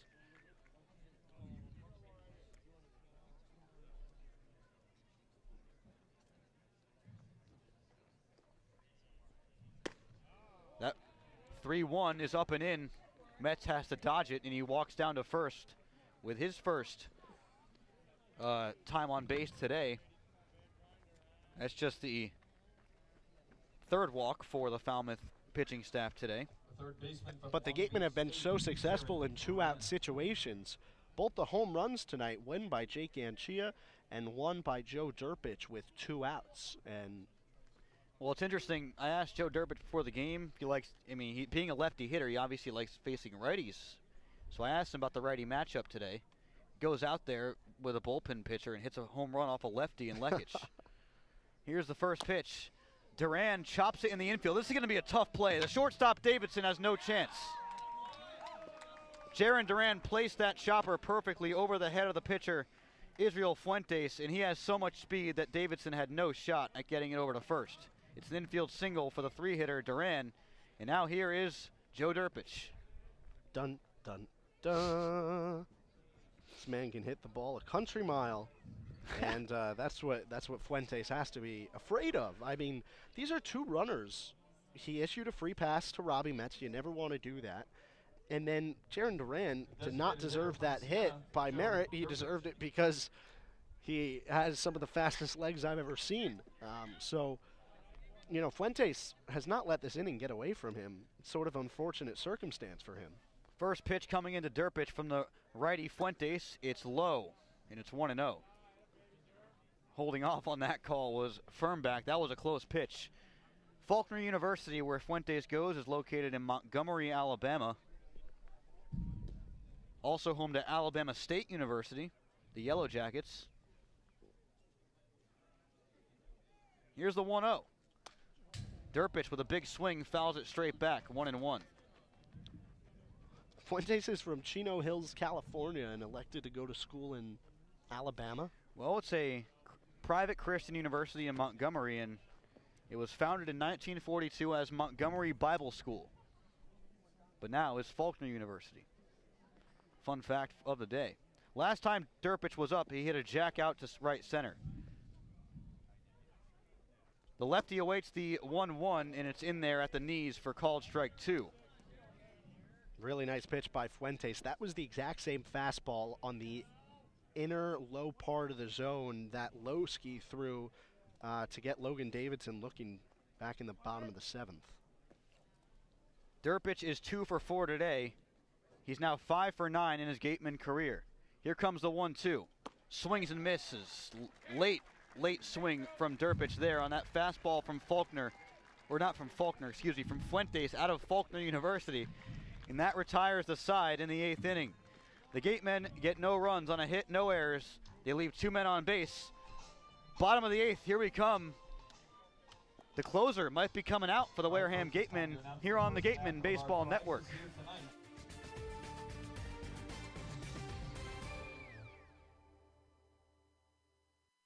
The Wareham Gatemen and the visiting team, the Cape Cod Baseball League, and the NCAA promote good sportsmanship by student athletes, coaches, and spectators. We request your cooperation and positive support of the participants and officials.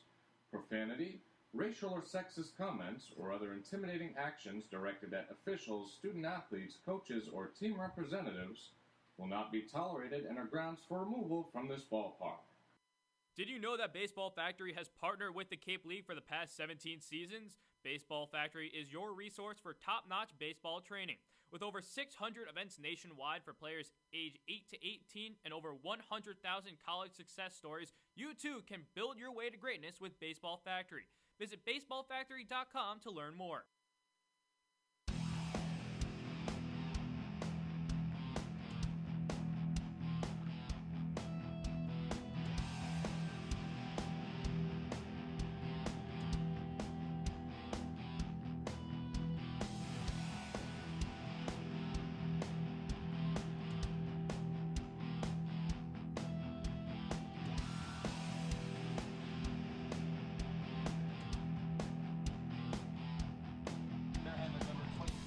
The Wareham Gatemen have deployed the canine unit. He's on the hill for the bottom half of the 8th inning. Dun, dun, dun. The closer going for a 2-inning save here with a 4-run lead for the Gatemen over the Commodores. Bottom of the order, first it's Steinmetz, and then the top. Clayton Daniel and Austin Langworthy are due up for the Doors. Really good work by Brett Lowski back in the 7th inning. Has a little bit of trouble, but escapes with a clean slate. That's why the 4-run lead remains. Brett Canine can surely work with that. Canine coming in 1-0 with a 1.00 ERA. First pitch inside to Steinmetz, 1-0. Interesting enough, Lowski had 2 strikeouts in 1 inning. Aaron Hernandez had 1 through 5 innings. Both pretty efficient today. This is Canine's 9th appearance of the season. And the 1-0 is outside, 2-0. The thing to be worried about, Sam, the Gatemen have 1 win this season when 4 Gatemen pitch. 1-0 coming into Steinmetz, or 2-0, excuse me. Popped up out of play down the third base line and into the trees. 2-1.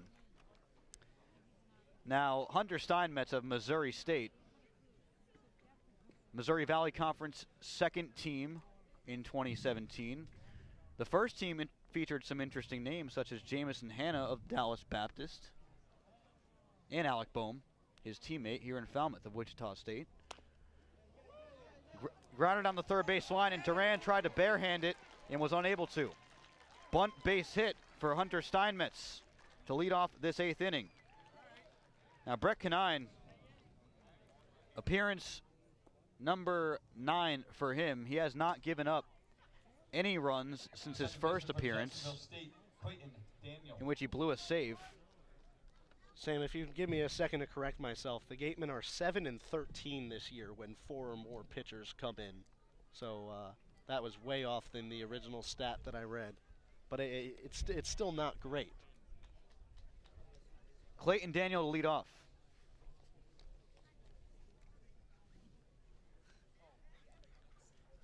He takes a pitch inside. Hunter Steinmetz waiting on first base with nobody out in the 8th inning. Bunt base hit was kind of what the doctor ordered in a 4-run game for Falmouth. Just get the first guy on base, no matter how you can do it. And Steinmetz playing to his strengths. Sort of surprising. That's the first time he's gotten on today. 1-0 coming into Daniel. Fly ball into center field. Stephen Kwan coming on, makes the catch right in front of him for out number 1. Every out means so much at this point of the game, and with one more retirement of a Falmouth hitter, you suddenly, the lead that you have is the same as the amount of outs you have to get to end this game. Canine can do it, though. He's got the clutch gene in his blood. Austin Langworthy, lefty batter, facing Brett Canine, who is a righty, number 24, out of Cal State Fullerton. First pitch in there for a strike on the outside corner. Nasty stuff from Canine. 0-1. Now, if this was about 20 games ago in the season, the group of scouts behind home plate will be all over this with Canine in the game. But they mostly leave later in the season. The 0-1 is in the dirt, 1-1. There's a nice squad of Wareham Gatemen scout interns, baseball ops interns behind home plate. They don't have to be here, by the way. They are not required to stay through the playoffs, so they're here because they love the game, and they're here to help the Gatemen succeed.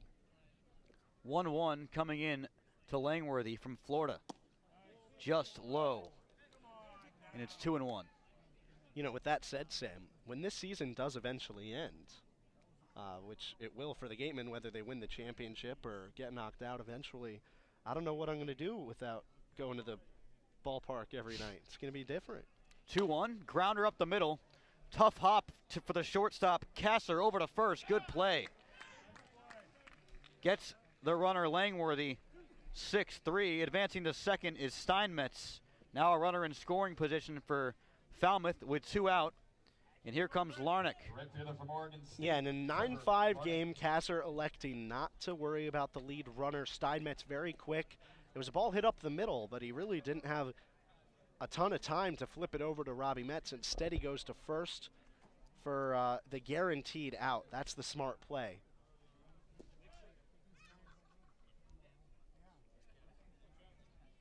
Two outs in the 8th. Gatemen lead it 9-5 over the 1-seed Falmouth Commodores in the West Division. Nice breaking ball. Wow. To Larnick. Drops in there right down the middle, but Larnick was stunned by it, and it's 0-1. Yeah, backdoor too. I mean, that's a really impressive pitch, and the breaking ball moves so much, and even his fastball has quite a bit of movement. Yeah, it's got great life on it. It's one thing the scouts love about him. 0-1 from Canine. Breaking ball, same exact spot. Perfect pitch, and Larnick once again stares at it. 0-2. Because there's no way you're expecting that on back-to-back pitches. Canine totally pitching backwards right here. To throw that on the first strike is, to throw that on the first pitch of an at-bat is out of the ordinary. Now he has so many options. Larnick versus Canine. Here's the pitch, fouled away upstairs. Now the count remains at 0-2. Larnick yet to have a hit today. He's reached base twice and scored once. Also has struck out twice, looking to avoid the hat trick.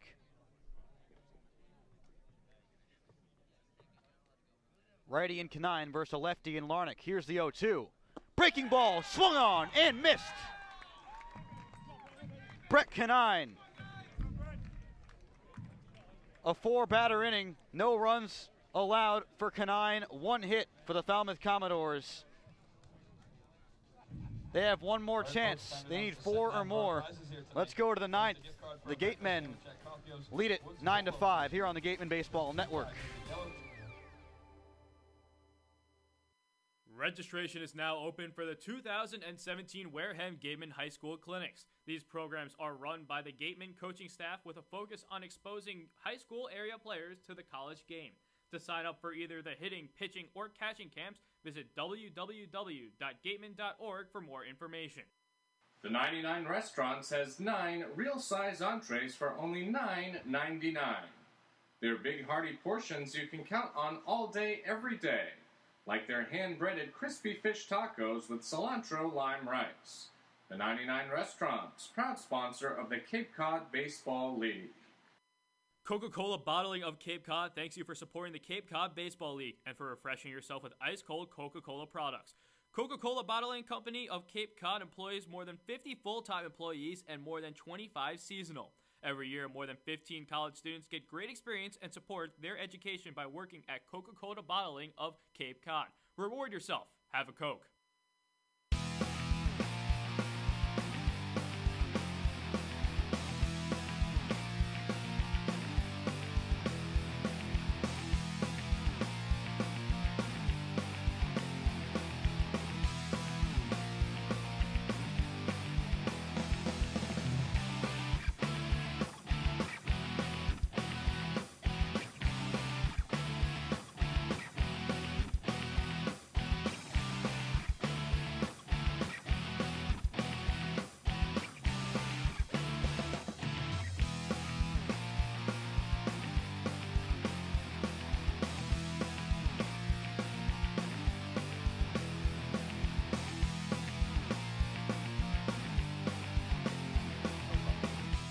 Ninth inning, playoff baseball.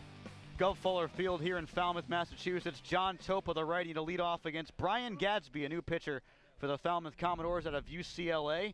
Sidearm delivery for him. Big step in his delivery. First goes overhand to John Topa, inside 1-0. That's the thing with him, is he exposes what pitch he's going to throw based on his arm angle completely. But he's so good that it really doesn't matter. I think it gets in the hitters' heads a little bit, too. 1-0 from Gadsby. This time he goes submarine, and it's low, 2-0. Topa is,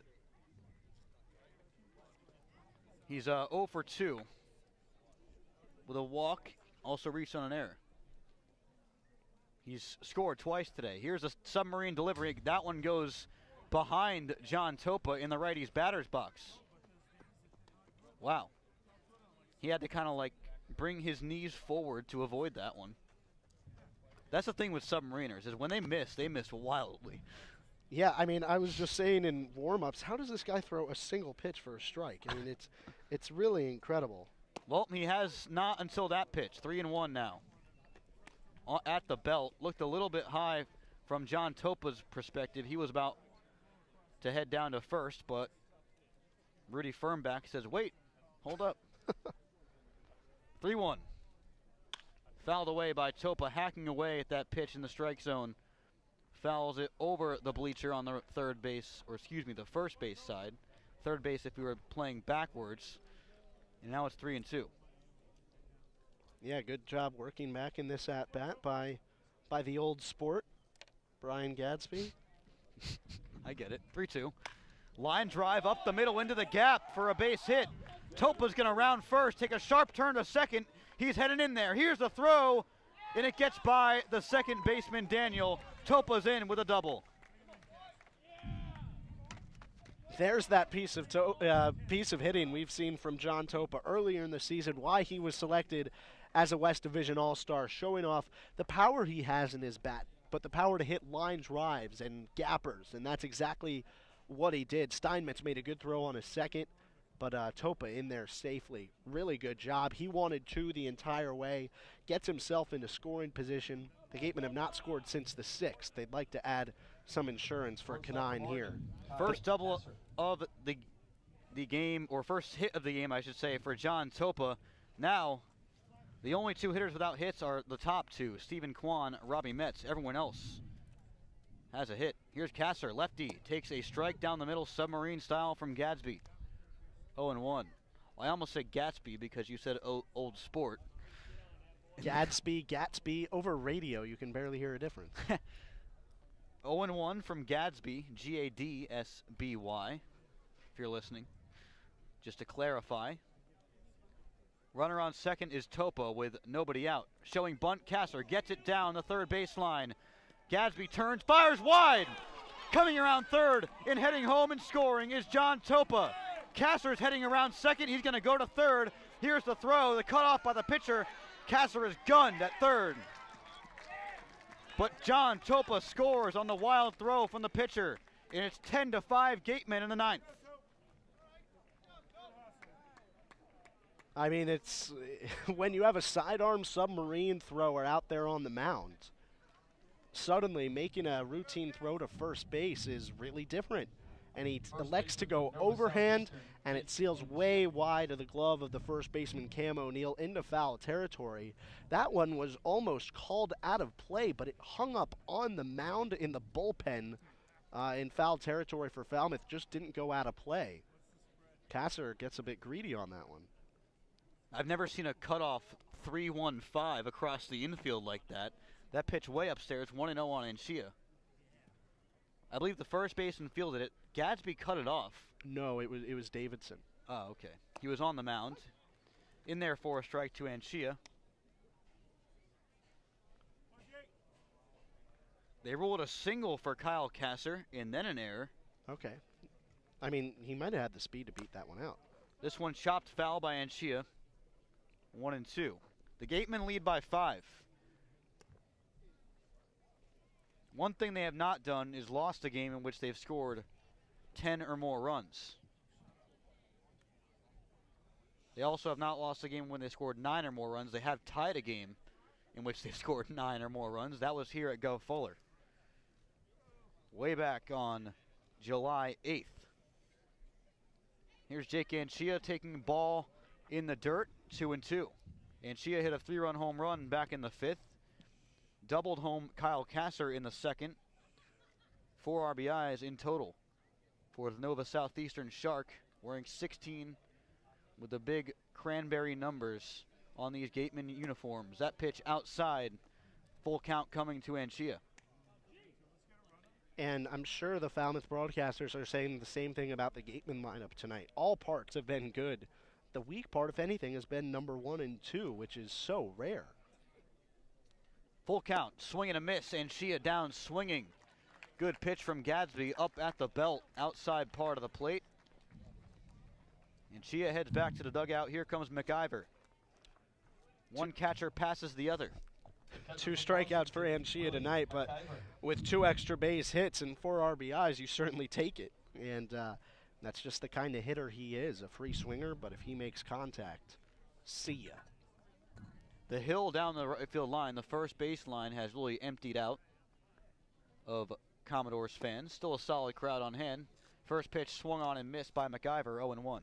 Yeah, the crowd that's here now is probably the first pitch crowd for the normal regular season games. 0-1, submarine style, right at the belt. Wow, good pitch from Gadsby. That ball is it safe to call it a riser? Because No. It does start. It looks like it because but, of the submarine delivery. Yeah. Well, it started at about the level of the mound and ended up working its way towards the belt. MacIver fouls this one straight back, and the count remains 0-2 with 2 outs in the top half of the 9th. The Gatemen leading. I mean, a riser is when the ball physically moves up because of the movement that's on the pitch. I don't even know how that's physically possible. I can't even do it in wiffle ball. 2-2, or 0-2, excuse me. Upstairs, 1-2.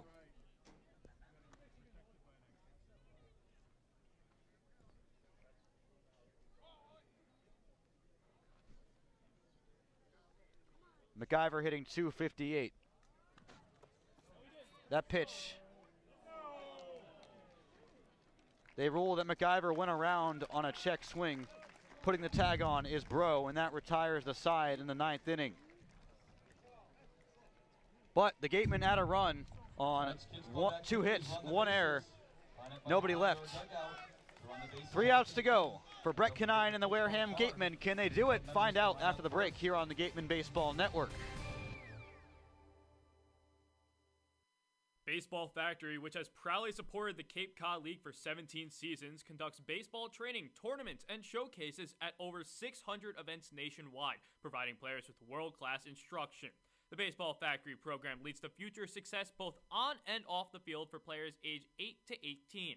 Learn more at baseballfactory.com. Cape Cod Healthcare is the leading provider of healthcare services for residents and visitors of Cape Cod, with 2 acute care hospitals and more than 450 physicians. For more information, please visit capecodhealth.org. Cape Cod Healthcare. Expert physicians, quality hospitals, superior care. Visit Stars Restaurant at Chatham Bars Inn Resort and Spa for a world-class dining experience, a proud member of leading hotels of the world.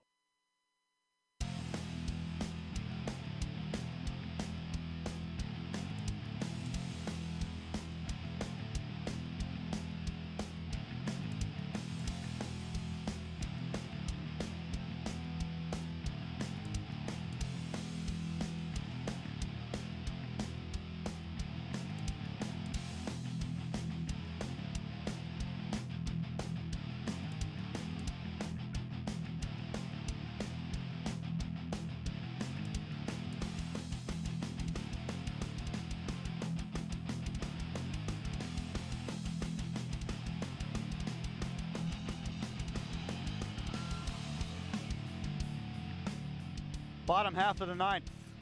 Brett Canine back out on the hill. The Gateman closer to face the heart of the Falmouth Commodores order. It's Alec Bohm, George Yansha, and Josh Bro due up. Logan Davidson is 4th in that order. Attendance mark of 1,486 tonight. That's fantastic. Congrats to the Commodores. Awesome stuff. Of course, we expect the big attendance spikes around the league during the playoffs.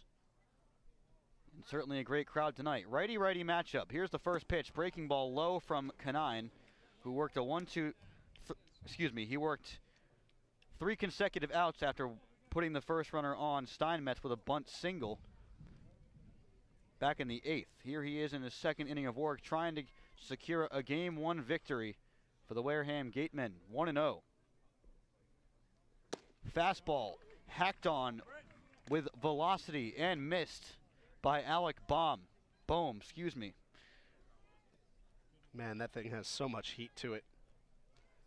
He's a really intimidating force out there on the mound. A lot of fun to watch when he's pitching for the side you root for. And a really intimidating force at the plate in Bohm. That swing Had a lot of power into it. Fastball, outside corner, good pitch from Canine.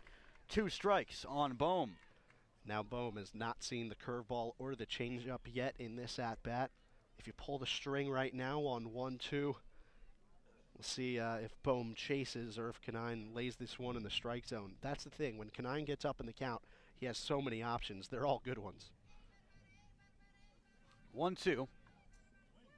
Way upstairs. Bohm almost went around, but he's able to hold up on the pitch that was at the helmet level.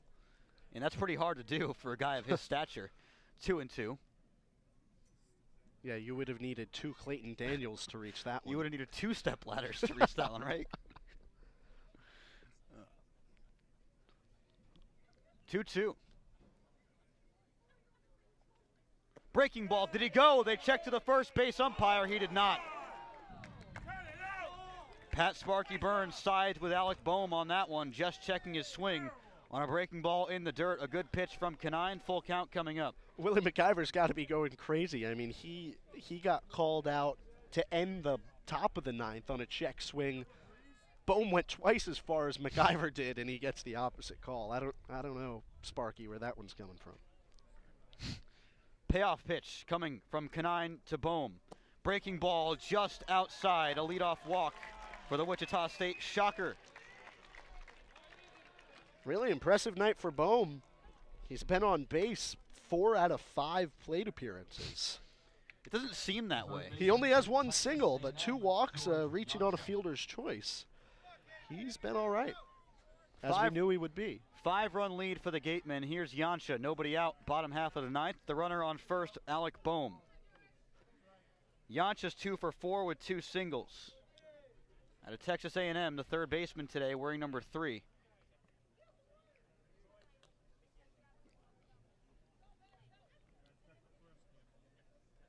First pitch in the dirt, breaking ball. Nice play by McIver to keep it in front of him. It's a 1-0 count on Yansha. Yansha's come in, he's hitting .327 so far this season. That's only good enough for second on this in this lineup. Fastball at the belt, nice pitch from Brett Canine. 1-1. Sort of hard when Brett follows a Barrett in the bullpen.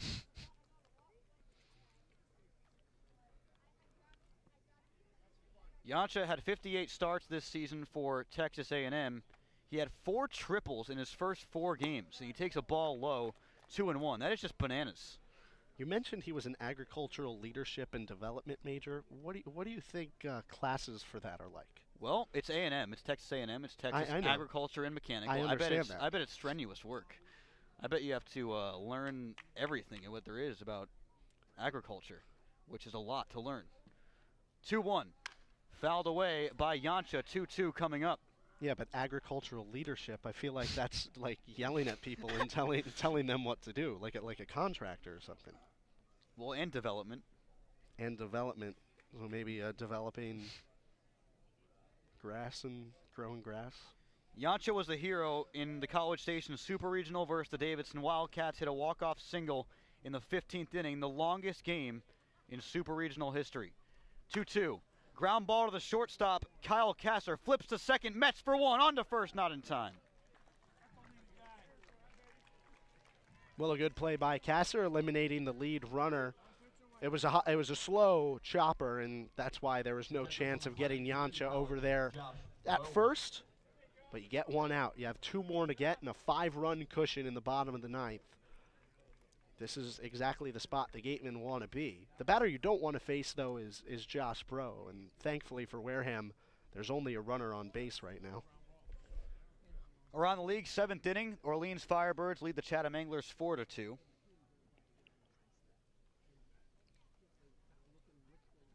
Breaking ball drops in there to Josh Bro. Nice pitch from Canine. That has been lethal for him today.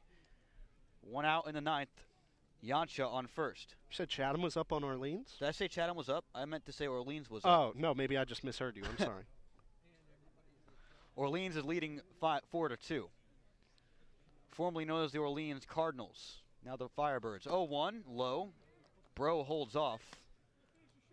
Luckily, if you're Brett Canine, if you give up a home run to Josh Bro, that only cuts the lead to 10-7. Last time, his 9th inning home run tied a ball game at 8. I feel like we always have to talk about it. I mean, every time he comes to the plate, it's just what we think of. 1-1 from Canine. Breaking ball. Did he go around? They say he did. Home plate umpire Rudy Firmbach is gonna make the call himself, and it's a 1-2 count on Bro. That breaking ball, so much movement, sinks into the dirt. Well, and yes, it's much slower than the fastball, but off the hand, it really doesn't look like a breaking ball until about halfway through the pitch. 1-2 from Canine, way upstairs at the shoulders of Bro, 2-2. And the thing about throwing that high fastball now is you set yourself up to throw a curveball that starts at that point and then ends up hanging back into the zone and getting called strike 3. The thing about throwing that pitch, if Canine does, to Josh Bro, is he could hit that a very, very long way. 2-2 coming from Canine. Breaking ball swung on and missed. Josh Bro strikes out swinging. It's hard to do that, to strike out that guy, and Canine just did it. 2 outs in the 9th. The Gatemen are 1 out from a Game 1 victory. And strikeout brought to you by the law offices of Lang, Exofaris, and Bullard. And with his green batting gloves, here comes Marty Bikina, pinch hitting for Davidson. Marty Bikina, 8 home runs this season. Pinch hitting for Davidson.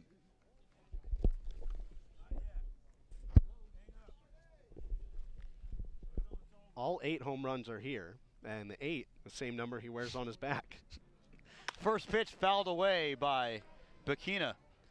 Plenty of green Michigan State Spartans gear for Marty. Blip. Batting gloves. I don't know what that is in his back pocket. It's like a pocket square. It does. Or a notebook of some sort. I don't know. Bikina, 28 runs batted in, tied for the team lead. He's a righty facing Canine, another righty. 0-1 coming in. Called strike outside corner, 0-2. And Brett Canine's 1 strike away from giving the Gatemen a series lead.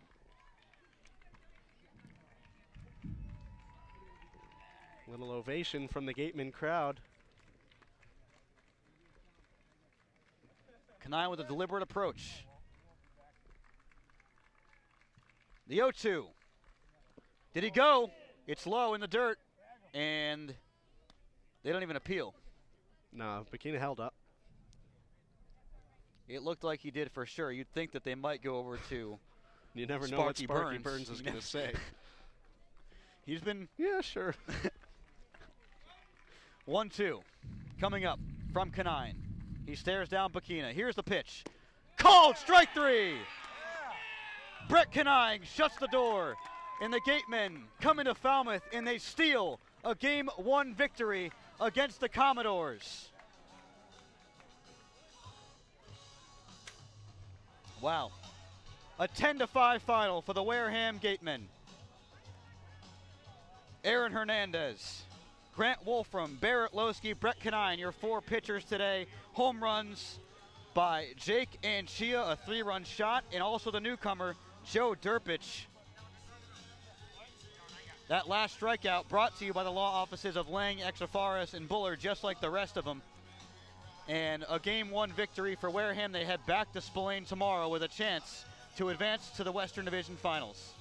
Yesterday, Sam, the organization dinner, all the players, everyone who helps make the organization run so perfectly, the people who had been here for such a long time and have been a part of this organization told these players, it's a new season tomorrow. You guys can write your own destiny, do whatever you want. Some of the best players in baseball have walked through Spillane Field and won a championship. And these Gatemen find a way to win Game 1, take the series lead, a really impressive offensive night. They proved us totally wrong. We said if this was going to be a high-scoring game, I said if Falmouth scores 4 runs or more, the Gatemen lose. Wrong. Gatemen win by 10-5. Did not see that coming. Get it on 13 hits and then 3 errors from Falmouth's defense.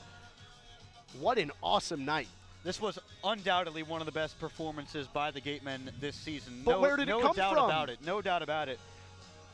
Plenty of players to hand out the Player of the Game honors for. That player will be interviewed in the post-game show, which will be on YouTube shortly after the game. And who do you think deserves that honor today? For me, it's going to be Jake Anchia. You see 2 for 5 with a double, a home run, 4 RBIs, 2 runs scored. Great night for him. Other top performers, Aaron Hernandez in his first start of the season, 5 innings pitched, gives up 3 runs on 6 hits. Not fantastic, but it was enough tonight. Also, Joe Durpich with a 2-run home run. Kyle Kasser was fantastic, 3 for 5, 2 runs scored, an RBI. But the difference in the game ended up being the 4 RBIs from Jake Anchia and then some. He was a top performer for sure. He is my player of the game. Well, on a night where the Orleans Firebirds, the 1 seed, they take care of, it looks like they're going to take care of Chatham. It's 7-2 in favor of Orleans in the 7th. On a night where YD, the upper seed, handles the Brewster Whitecaps, the 4 seed in the West, the Wareham Gatemen, jump out to the series lead. But it's not over yet. They have to win 1 more game here against Falmouth. And they get the opportunity tomorrow at home, which is huge because Falmouth, they just got under 1,500 fans tonight. The Gatemen, if they don't get 1,500 fans tomorrow, I'd be totally shocked. And on a Sunday night, coming off a win, the place is going to be packed. It's going to be loud. It's going to be a fun atmosphere. It's going to be awesome. Be sure to join us there on the Gatemen Baseball Network. Tomorrow night, Gatemen Pregame Show will be up and posted about half an hour before the game begins at 6:30 p.m. at Spillane. But you shouldn't be watching our broadcast. You should be at the game at Spillane. But if you're not, then definitely watch the broadcast. Jacob Toby on the call along with myself. Thank you for listening to this broadcast of Wareham Gatemen Baseball on the Gatemen Baseball Network. The general manager of the Wareham Gatemen is Andrew Lang. The producers of today's broadcast, Nick Veronesi and Matt Wieselthayer. Our sideline reporter is Claudia Chikamian. Thanks to our beat writer, Matt Feld, and to our host today, Jacob Toby. Next broadcast, like I said, tomorrow against the Falmouth Commodores for Game 2 of the playoffs. 6:30 p.m. start. Coverage with the Gatemen Pregame Show on YouTube at 6 p.m. Presented to you by South Coast Health.